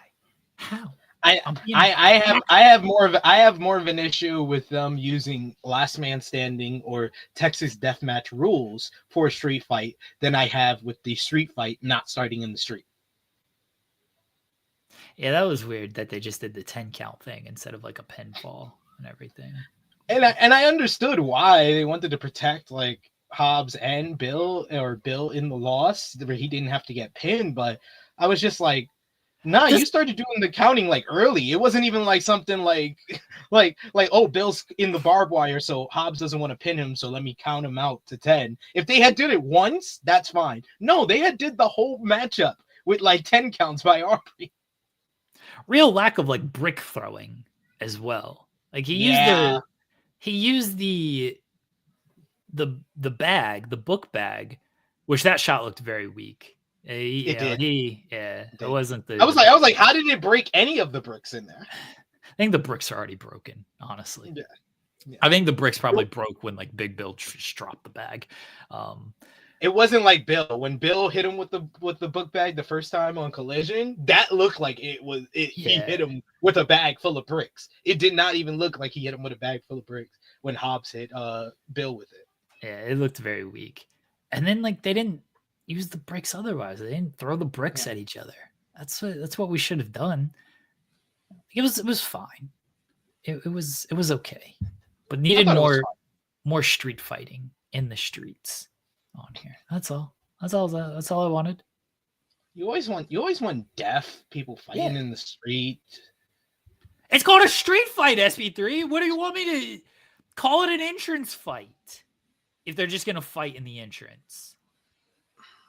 It's a ringside fight. They were at ringside. All right, then call it that. They called it a street fight. So go out there. Anything goes. That's Fine. what I mean. Okay. Anything goes. Well, then I would at least give it a little leeway of, all right, fine, anything goes. That means anything goes. You can still just keep it in the arena. You call it a street fight, you should fight in the streets. So the match must end in the street, or the match must start in the street? I think it should start in the street. All right. So if it ends in the street, that's fine too. We're coming up with our own rules, our own kind of. You want from now on. You will deduct a star from my ratings for street fights that don't start in the street. Yeah.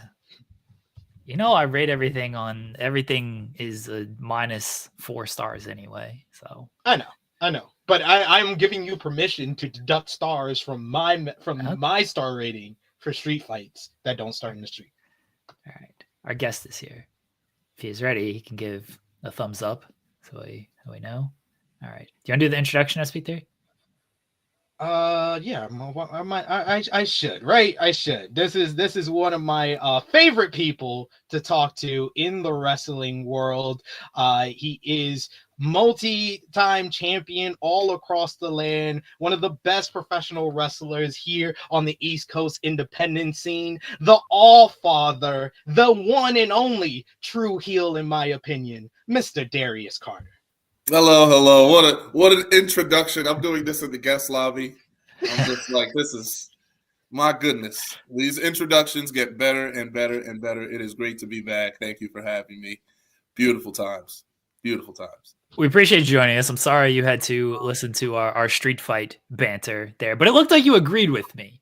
Listen, there's a lot in the title, I understand, your viewpoint. Just keep in mind that a street fight, all pinfall submissions have to happen inside of the ring. So, it's a little hard for it to end outside of the ring. If by definition of the match type, it can only end inside of the ring. The match last night didn't end inside the ring. They were outside of the ring, and they counted the 10 fall.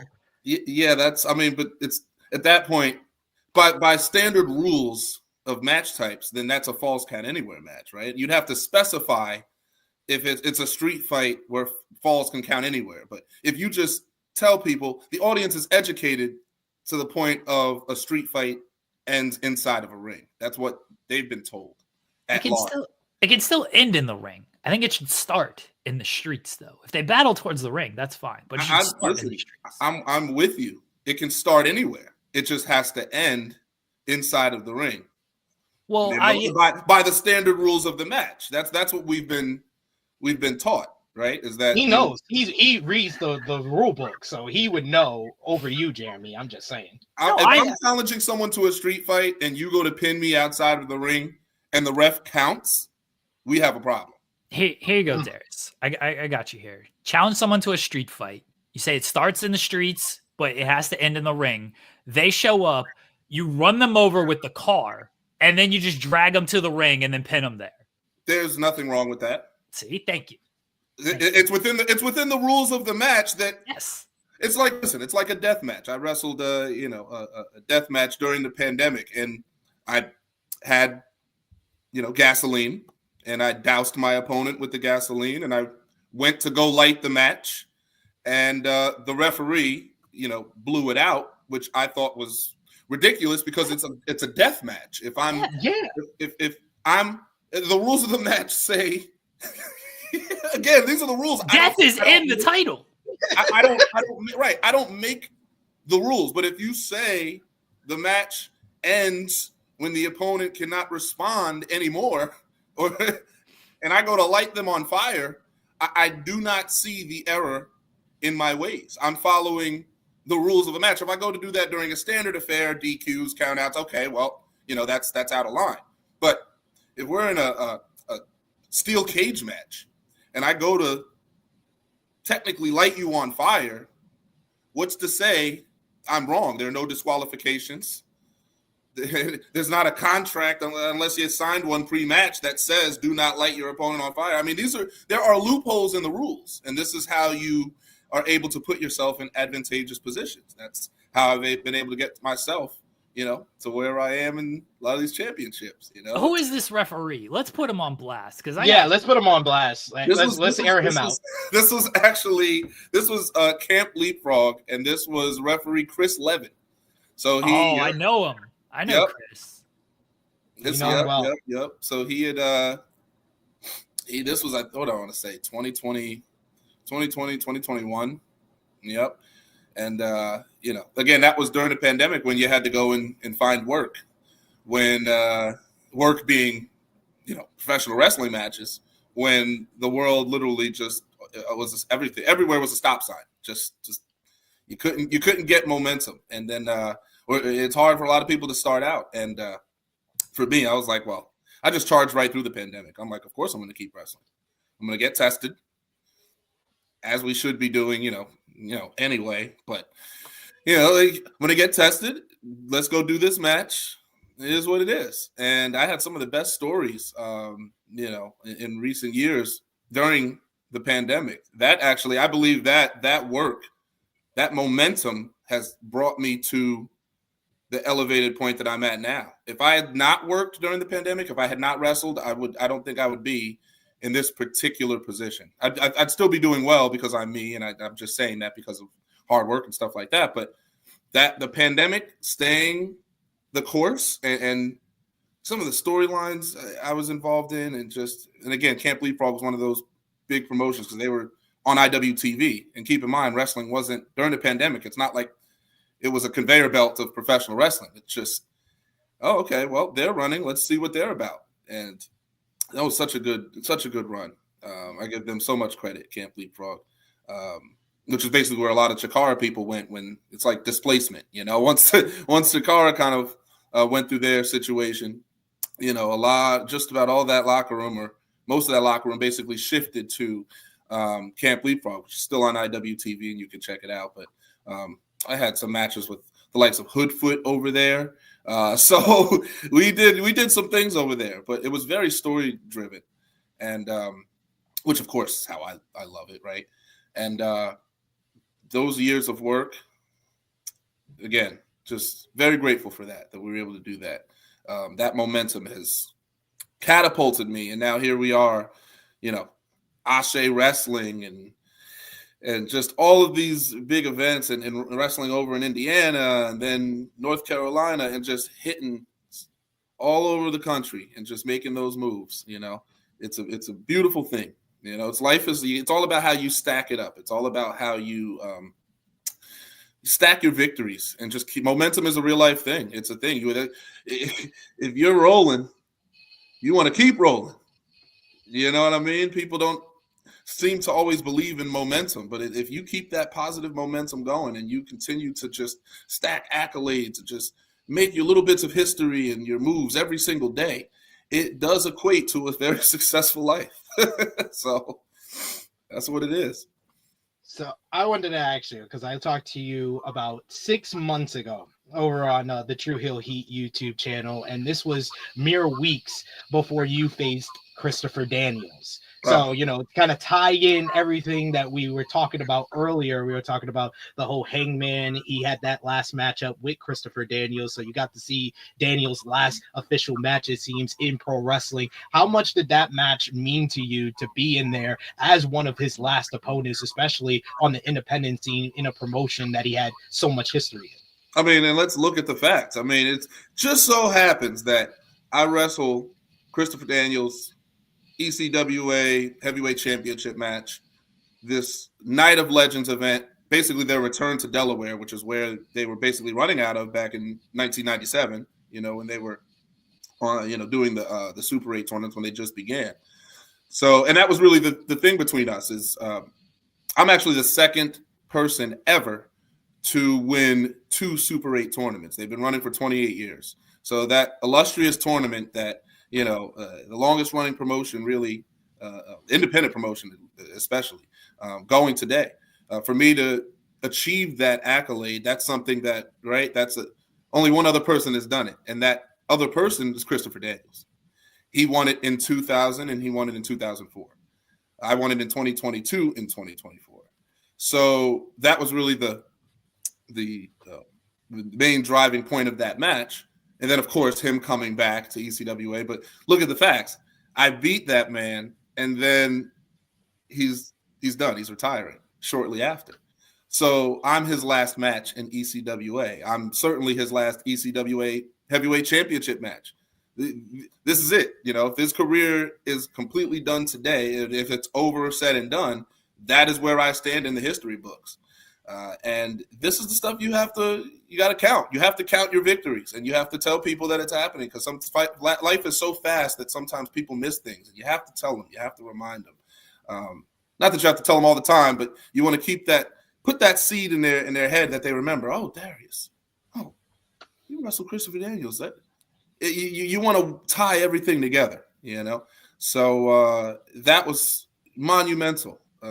He's the original. I talk about how I feel like there are a lot of mosquitoes, bloodsuckers, people that kind of try and take your thing. They see you're doing something well and they like to adapt it, and Christopher Daniels is like the original in terms of so many people were copying Christopher Daniels. Everybody wanted to be a fallen angel. Everybody wanted to hit a best moonsault ever. I still do.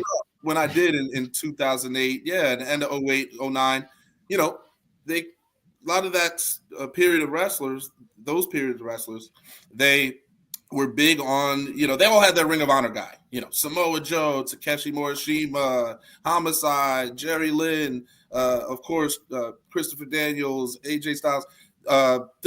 Everyone was kind of pulling from those types of guys. And Christopher Daniels was so highly imitated. And just to be in there with someone who's truly legendary, and sometimes that word gets thrown around, misused. Christopher Daniels is somebody that truly is a pillar of not just independent wrestling, but wrestling in general. He's just done so much. He's been everywhere. He's wrestled everywhere. He's wrestled every type of style, 100 times. So to be in there with him and to get to test my abilities, against somebody of that level, of that stature, and to be trusted with that match. Jim Kettner was there, and he, the OG president of ECWA, and for him to, shake my hand and to tell me the things he told me, and him to see me as champion of what was once his company, and for him to smile, and it was just a beautiful day, Night of Legends. And it was it's so pivotal to your continued success. It's momentum, because it's what do you do going into that match, and then what do you do after it? Okay, now I've wrestled Christopher Daniels. I can't, just rest on it. Like, you can post a few times, I can talk about it, but I need to springboard that to the next thing. And that was back in August of last year, and so much has happened. Again, that leads us to these Ashe events, and that leads us to the traveling, again, even more places open up, even bigger things open up. IWTV, Title Match Network, constantly a face on there. And it's cool because you can log into these sites, and, if I have an event, there you are in the front of the banner, and you can't lose sight of that. You have to, again, count your successes and realize, hey, look, I'm doing well, but keep on moving. And I want to log onto a website and see my face there. Hey, here's an article on Darius Carter and just what he's doing lately. And that's what it's all about. It's all about stringing together your victories and making them known to the world, making sure people get to see it. Christopher Daniels, I got so much feedback for that. So that was just a monumental time of my life, and I'm very glad I got to do it. Let's talk about the Ashe events, and specifically the match that is airing today against a man you're familiar with, Darius Lockhart. And so I have to ask, because you put this out there. So the first person I see standing in Gorilla upon returning from this match, Ron Simmons. He called this the So I got to ask what Ron Simmons said about this match. Oh, man. You clever boys.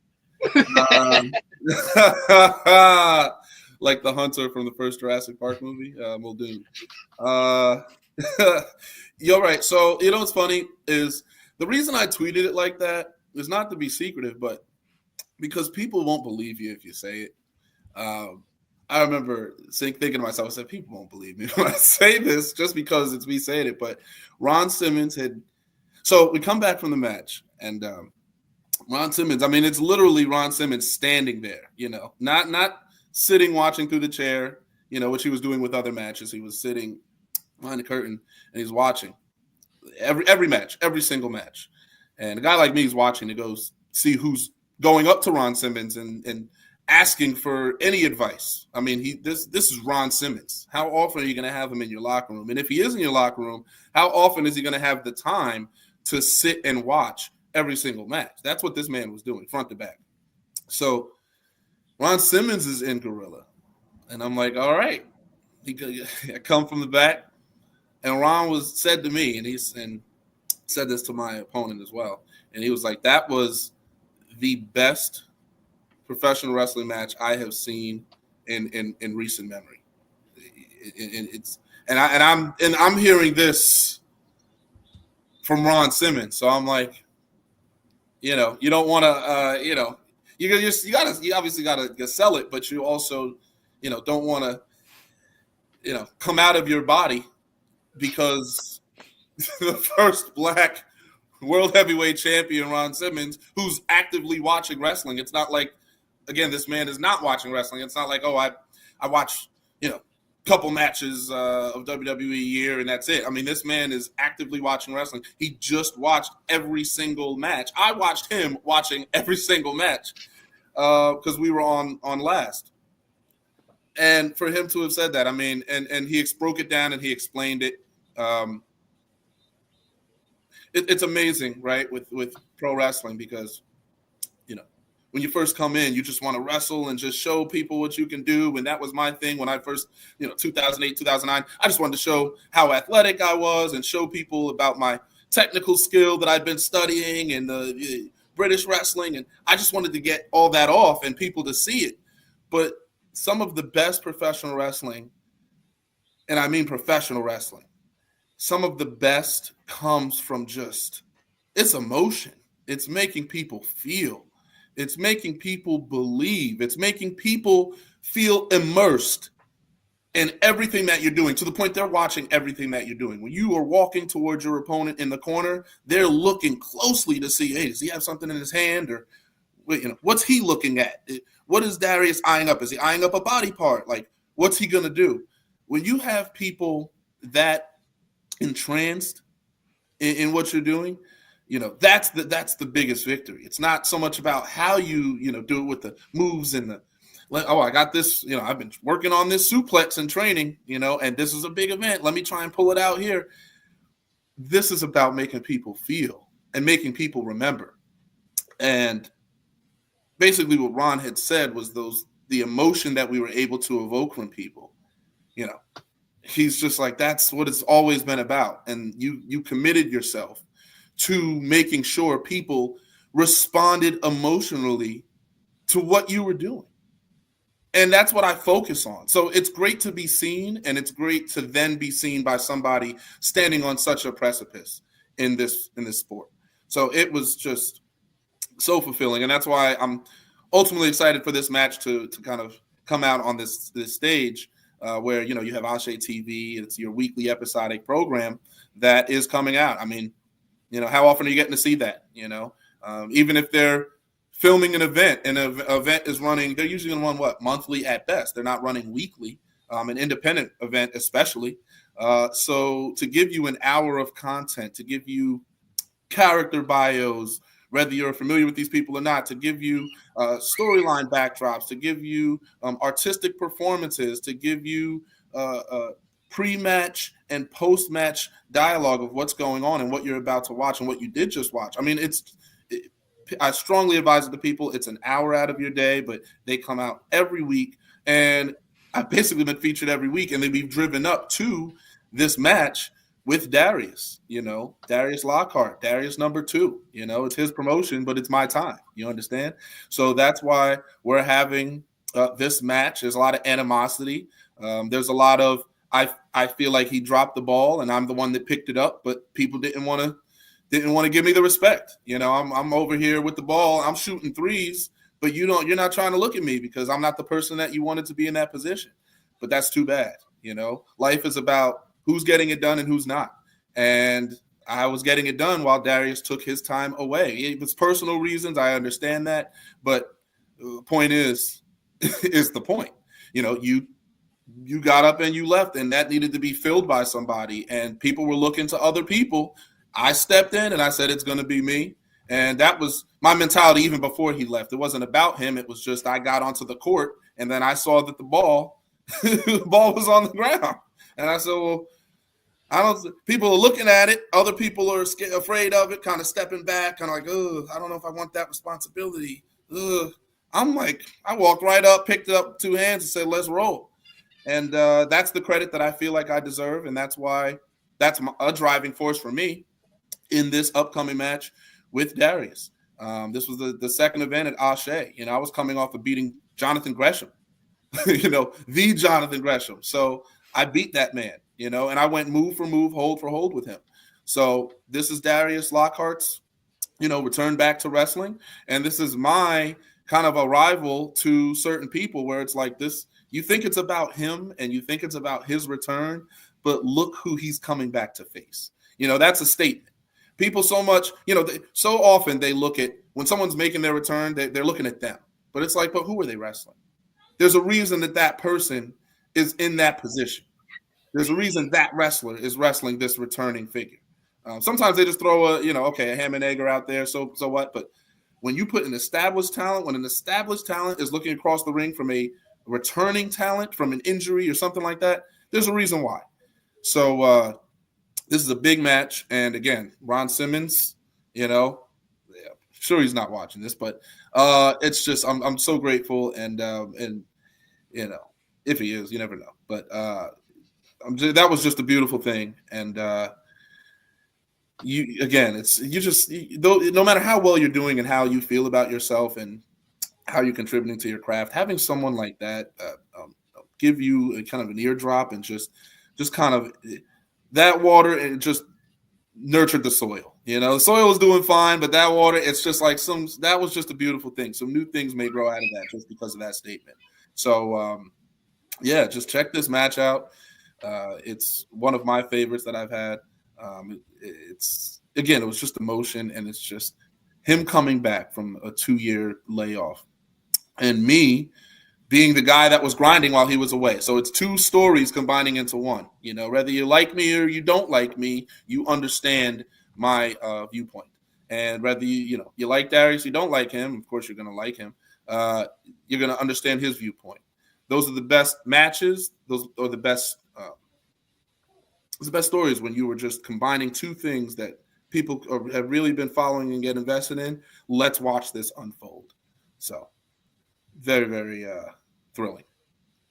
One of my favorite things about talking to you is that you're not only so immersed in what you do, you kind of are a student of the game, not just from the past. You kind of keep your finger on the pulse of what's going on right now. So, and another thing that I always appreciate, especially with your social media, is you like to pinpoint things that are underappreciated in the current game. So what would you say is one of the more underappreciated people or things going on the independent scene, and then more on like the mainstream promotions in wrestling right now? Yeah. And that's the thing too, is like, again, if I'm watching something and I'm interested and I'm invested, I want people to know too, because so there's always people that are like, wondering what I'm thinking or what's on my mind. And I'm watching wrestling all the time. I'm watching all different types of wrestling. I'm watching the independent wrestling. I'm watching shows that I'm on, shows that are in the area, shows that are not in the area. And I'm watching the main wrestling as well. So I'm watching the WWEs, and I'm also watching, things like the Level Ups. I watch Main Event. I watch those things because, there's a reason they're putting these matches out there. Level Up was a lot of development, was a lot of, hey, here's some of our guys. So these guys that are on, LFG, I've been watching them because they were on Level Up. A lot of these guys, and people, this may be your first time seeing them, but I've been seeing them, for months and months and months, developing themselves. And here you are, fresh out of the PC.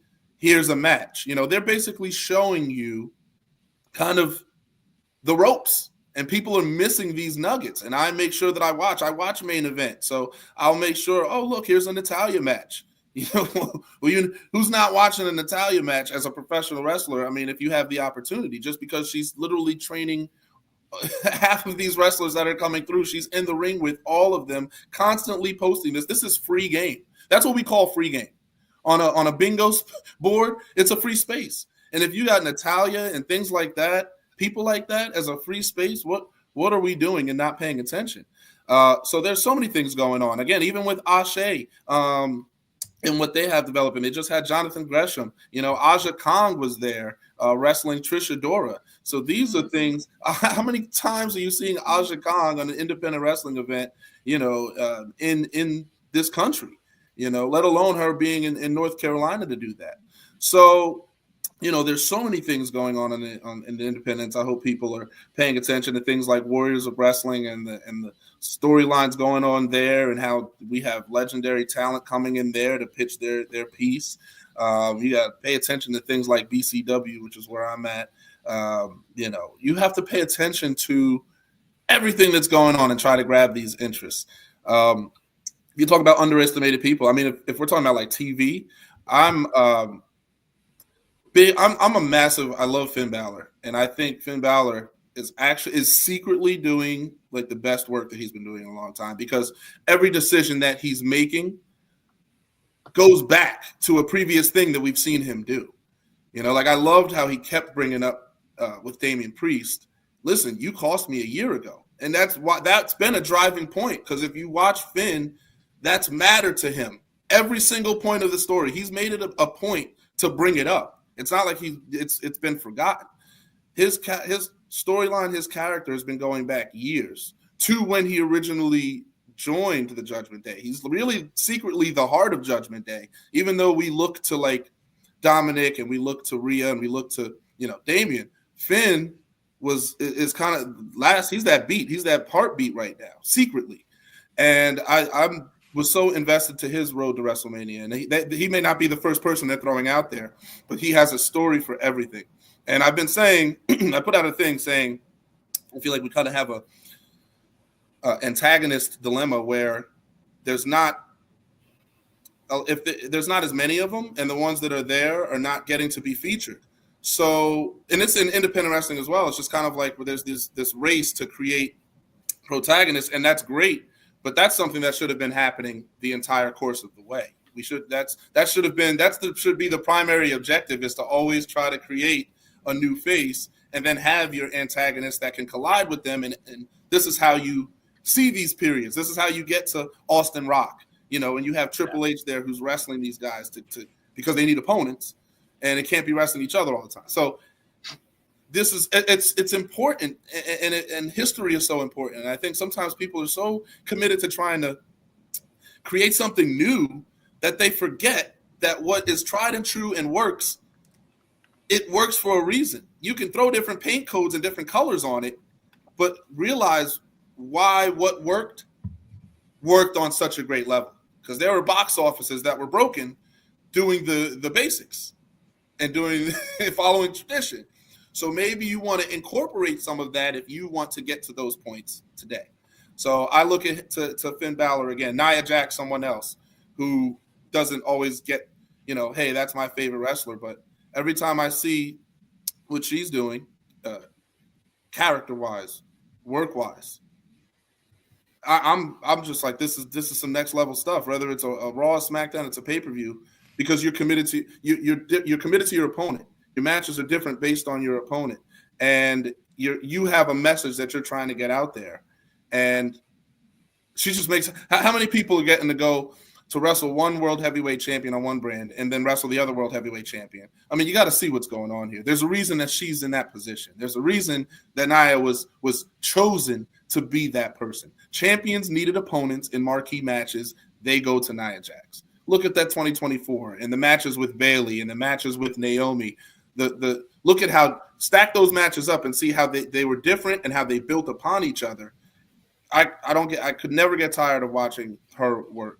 So these are things that I look to. Again, some people, they might not be the number one option for people, the most popular option, but I'm looking at their stories because I'm invested in what they've been showing us on TV week to week. Like, I want to see Finn get his vengeance. I want to see Finn get his moment, because he hasn't had it in a while. And he's done a lot of great things since then, but he hasn't had that. And I'm eager to see that. That's a payoff for me as a viewing fan. I wanted to see Finn get his something against Edge, at WrestleMania. Like, I wanted to see Finn get something against Damian. And the fact that he's not, it's all kind of festering him even more. And hopefully we'll see him do something that kind of creates that path to WrestleMania. But I'm very invested in that. So little things like that. Your story. Who are you? Why are you there? Why should I care to see you at WrestleMania? Like, yes, you're a great wrestler, but why should I want to see you in a marquee match on night 1 or 2 of WrestleMania? I want to know your story. So, a guy you're facing coming up.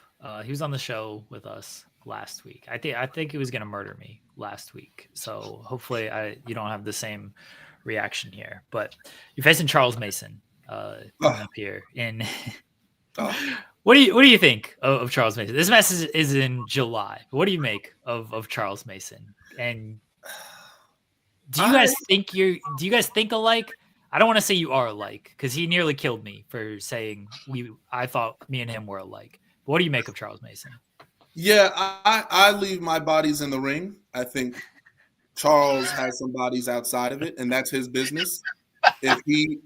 Listen, he could be like Edgar Allan Poe for all I care. He can cut you up, put you in the door on the floor. Edgar Allan Poe to whatever. That's your business. Great artist. I think that Charles Mason is a fan of Darius Carter.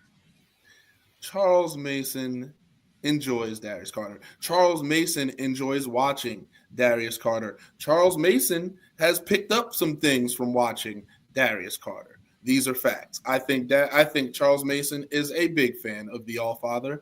I think that he loves me. And I'm not sure about what he does to things that he loves, but he's definitely a perverse, twisted individual. But the thing about him is, that's all out in the forefront with him. We know that about him, right? That's what he's selling. He's selling perverse behavior. He's selling, having fans be in a line and he's choking them. He's putting them in rear naked chokeholds. That's great, right? But the most dangerous people on earth are the ones that don't have to go out there and show it all the time. They're the ones that can write it in cursive and not in massive print in bold. They're the ones that can, just like how I said again, Finn, I feel like is silently the best antagonist in the company right now. I don't need to put a fan in a chokehold. I don't need to do that. I don't need to show you anything.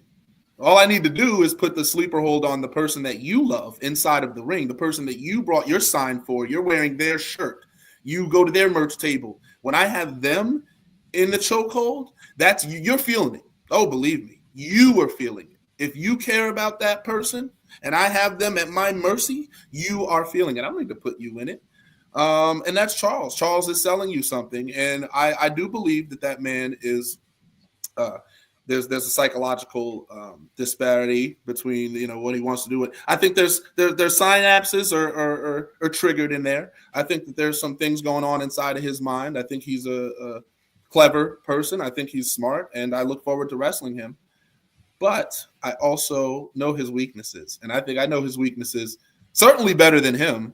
And I think I know his weaknesses better than his opponents. I mean, I've seen him wrestle Amazing Red, and Amazing Red helped bring him to the game. And even Amazing Red doesn't see the certain things that I can see. And that's a legend right there. That's a testament to him. But I've watched Charles for a long time. I know when someone is watching me, and I know when someone is picking up things from me. And listen, what he's doing is his own thing, in terms of that. But I'm talking about little things that he does. And you guys were putting a point on it without putting a point on it. But there are little things that he does where, if you're a Darius Carter watcher, you're like, you have to be. Just, okay. Sleeper hold. All right. A little bit of this, a little bit of that, movement this. Listen, I didn't invent the move, but I'll tell you, I can tell when someone's supporting the work. And he does it his own way, but he's going to have to now face me, and it's going to be interesting to see what he tries to do against me versus what he does to other people. You will see the difference in his performance. That's something I can assure you, because the things that he has picked up as normal things, the hits, if you will, they won't work on me. And he knows that. So he's going to have a very difficult night. He's going to have an immensely difficult night. He knows that. And I look forward to making that man sweat. His whole thing is making people sweat. His whole thing is making you under the armpits. His whole thing is putting you in a disadvantageous position. What happens when that happens to him? Before the bell even rings. Before the bell even rings. Once the entrances are made and we're locking eyes, you're going to see a different version of him before we've even touched. And that's going to be the magic of this match. I am that person. I am that man. They don't want to give me the credit for it, but you can't have the same match with me that you have with everybody else. I am not a run-of-the-mill competitor. I am not a fill-in-the-blank opponent. I am a different type of match every single time. And Charles is going to experience that firsthand, and it's going to be mentally, physically, emotionally excruciating for him. Can't wait to see that. My one final question for you is that, you got that match in July. You got the big match that's going to air today with Darius Lockhart. But one of the big events that you have kind of made your name on in the last couple of years is the For the Culture event during WrestleMania weekend. So I want to ask you, is there anything you want to put out there as far as a challenge or manifest for the culture, since you headlined last year's event? I'm pretty sure you should be on this coming event in Las Vegas. Well, I mean, we can confirm if it hasn't been, displayed in writing or put in an article by now. I will absolutely be at the For the Culture event. I will absolutely be there representing Ashe as Ashe men's heavyweight champion, the first, the only, the inaugural, the greatest of all time. I will be bringing that championship there. There's so much developing that week that it's hard to even put out a schedule, because the moment I put it out, it's going to change. There's just so many moving parts right now. It's hard to put something out there concrete for you to see. But I will tell you, again, that I will be there. There is no doubt about it. That's already confirmed. How many matches, how many promotions, how many championship defenses, we will see. It's all developing. It's been in the works for a long time, and it's developing further even more. Wale Mania, it's just this year, listen, every year has been better and better when it comes to WrestleMania. Being in Philly last year and getting to main event a GCW event. I'm not a regular on their shows. If you try to look up the GCW roster, you will not see me there. But I main evented, a GCW event, in Philadelphia. I mean, the credit has to be given. What's due is due. You know what I mean? And it was me and Billy Dixon, a feud that has been going on 5 years now, consistently going up and down the coast with these matches. Virginia, Washington, D.C., North Carolina, New Jersey, hitting all of these places, bringing this feud there, and then getting that moment, GCW main event during WrestleMania week, and we're not regulars on the roster. So how do you top that? So you go out there, you bring a championship with you, the championship that represents the culture the most at this moment, which is the Ashe Men's Heavyweight Championship. I bring that out there, and we'll see what's going to happen. There's going to be a lot happening. I can feel it already. I almost feel like it's closer than it is, because the anticipation is building so much. You're just ready to go, but there's still time. So you will see, but just know that the leader of the culture will be representing the culture. I will be there. I will be in action, and we'll see how many times. We'll see who it's going to be against. We'll see in what capacity. Will they be singles matches? Will they be something else? 2025. It's the year of the All-Fives. It's the year of truth. And the last year was the best year of my career, no doubt about it, in terms of getting to be in there, as we mentioned, with Christopher Daniels. How many of my peers can say that they've been in the ring and wrestled Christopher Daniels, especially in a one-on-one match, and then especially at an event like a Night of Legends where people from ECWA's past were all there. Mr. Ooh La La, the Cheetah Master, I mean, we're talking old school names, and think of people that have won the Super 8 tournament, you know, the likes of Tommaso Ciampa, of Xavier Woods, of Christopher Daniels. These are people whose careers were catapulted, and I won it twice. And look at what I'm going through now. It's a beautiful thing. And again, you just have to enjoy the ride and put the flag, you know, let people know what's going on. Hey, here it is, you know, and that's it. And, you know, hope that they follow along. And there's a lot more people watching than they'll ever tell me. That's one thing I continue to learn too. It's like a life lesson. There's always more people watching than you think. I will have people from TV, whether it's WWE, you know, TNA, AEW, whatever it is, people that will tell you that they watch your stuff. They don't follow you on Instagram. They don't follow you on X or Twitter. They don't have your Facebook. They don't maybe actively like your stuff, but they're watching you. And that's what I said about Charles Mason, is because you can tell, right? And how his movements have changed. You can tell that there are influences. And I know for a fact that I'm one of them. And it's great to be in a ring with people like that. But then it's like, hey, you're about to find out why I'm the one who influenced you. You're about to find out. And not just physically, mentally, and emotionally. It's all about making people feel, bringing us back to Ron Simmons.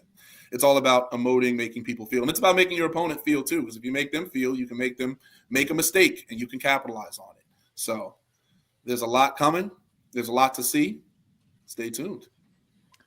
Darius, we appreciate you joining us here today. Let everybody know where they can find you at and what you got going on. Yes, so you can find me very easy to find. You can find me at Mr. Darius Carter, Mr. Darius Carter. You can spell the name. You see the name on the lower third there. So Mr. Darius Carter, that's on Twitter or X. That is on Facebook. That is on Instagram. I'm constantly posting about events and what's coming up. It's very easy to tell. It ain't hard to tell when it comes to the All-Father. So check me out there. Again, obviously, you know, with this match with Darius Lockhart every Thursday, check out Ashe TV. This is on their official YouTube channel, Ashe Wrestling, you know, at Ashe Wrestling. And every week, every Thursday, 8 p.m. Eastern, we are putting out at least an hour of content, and their focus tonight, Ashe X BHM, which is, of course, Ashe X Black History Month. Coinciding because this match actually happened during Black History Month when it originally happened, February 24th. So it's cool to see it re-released during Black History Month. It's not a play on anything. It literally happened during Black History Month, and we're re-showing it to you again during Black History Month a year later. So, you know, check that out, you know, and realize what's going on. And that what's going on is the best thing going today. And that's the All-Father. Come on. Thank you, Darius. We appreciate it. Thank you for having me. It's been an absolute pleasure. Enjoy the rest of your day. Thanks, I'll see man. you guys. There you go. Darius Carter, everybody. Go check him out. He faces Darius Lockhart on Ashe tonight. It is on YouTube. Go check out what Ashe is doing. They're doing some good stuff. I really like Darius Lockhart and the stuff he is doing there with Ashe. All right, before we wrap up here, SP3, I did want to mention this mainly because I wanted to turn it into an easy short. I want to make my job a little bit easier because I already do enough hard stuff throughout the day. Goldberg on his CarCast podcast today, he underwent stem cell treatment, and he says he feels like $1 trillion, whether it's the stuff that I altered my life prior or the stem cell treatment after the day. I feel like $1 million.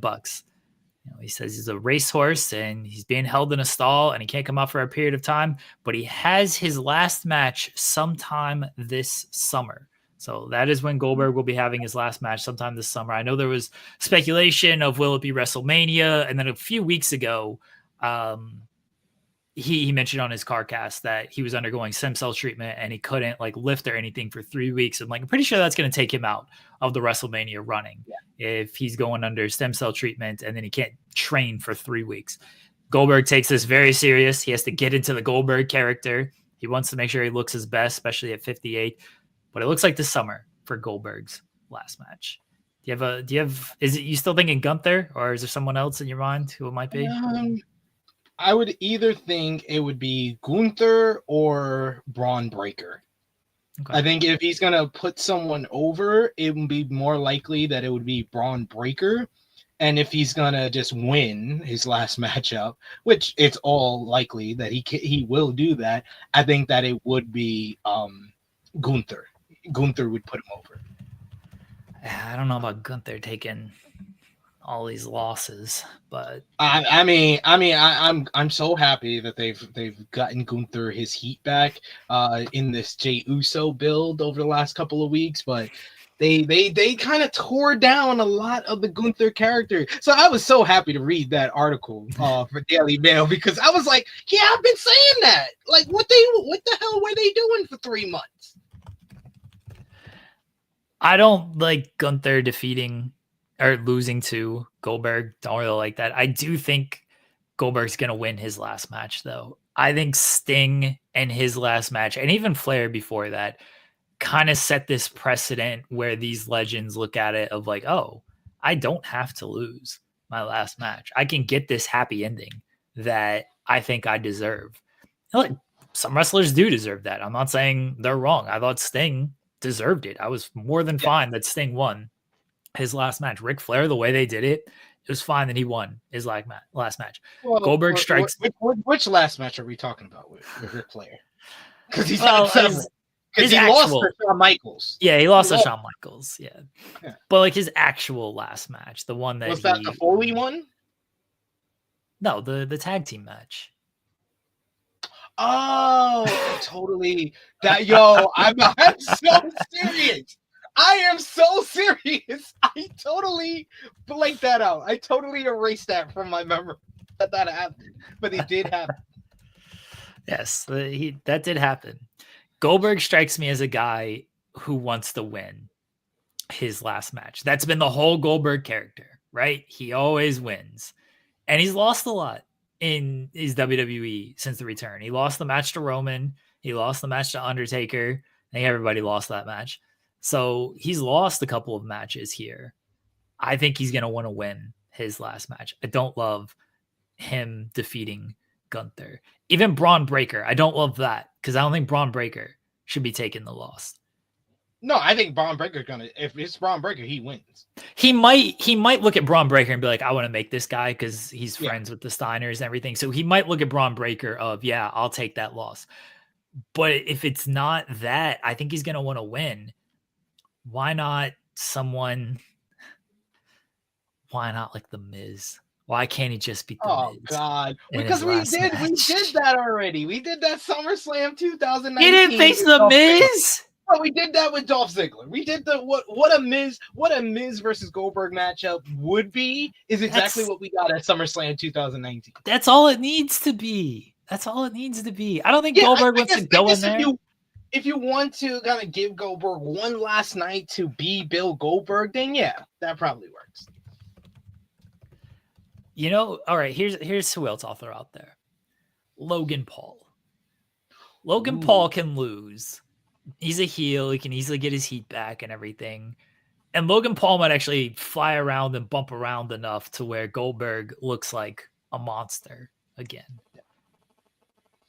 Yeah, that's a good shout, because WWE is gonna want like mainstream attention for this for this type of like Goldberg retirement matchup. So putting him in there versus someone like Logan Paul would definitely do that. That definitely gets the mainstream attention. Like, you got a legend like Goldberg going at it with a viral superstar, viral megastar, social media icon in Logan Paul. That's the type of thing. I mean, there's even people that's arguing that they should do John Cena versus Logan Paul this year at WrestleMania. So I think that a Logan Paul versus Goldberg matchup seems like a no-brainer if you want to get a lot of eyes on it.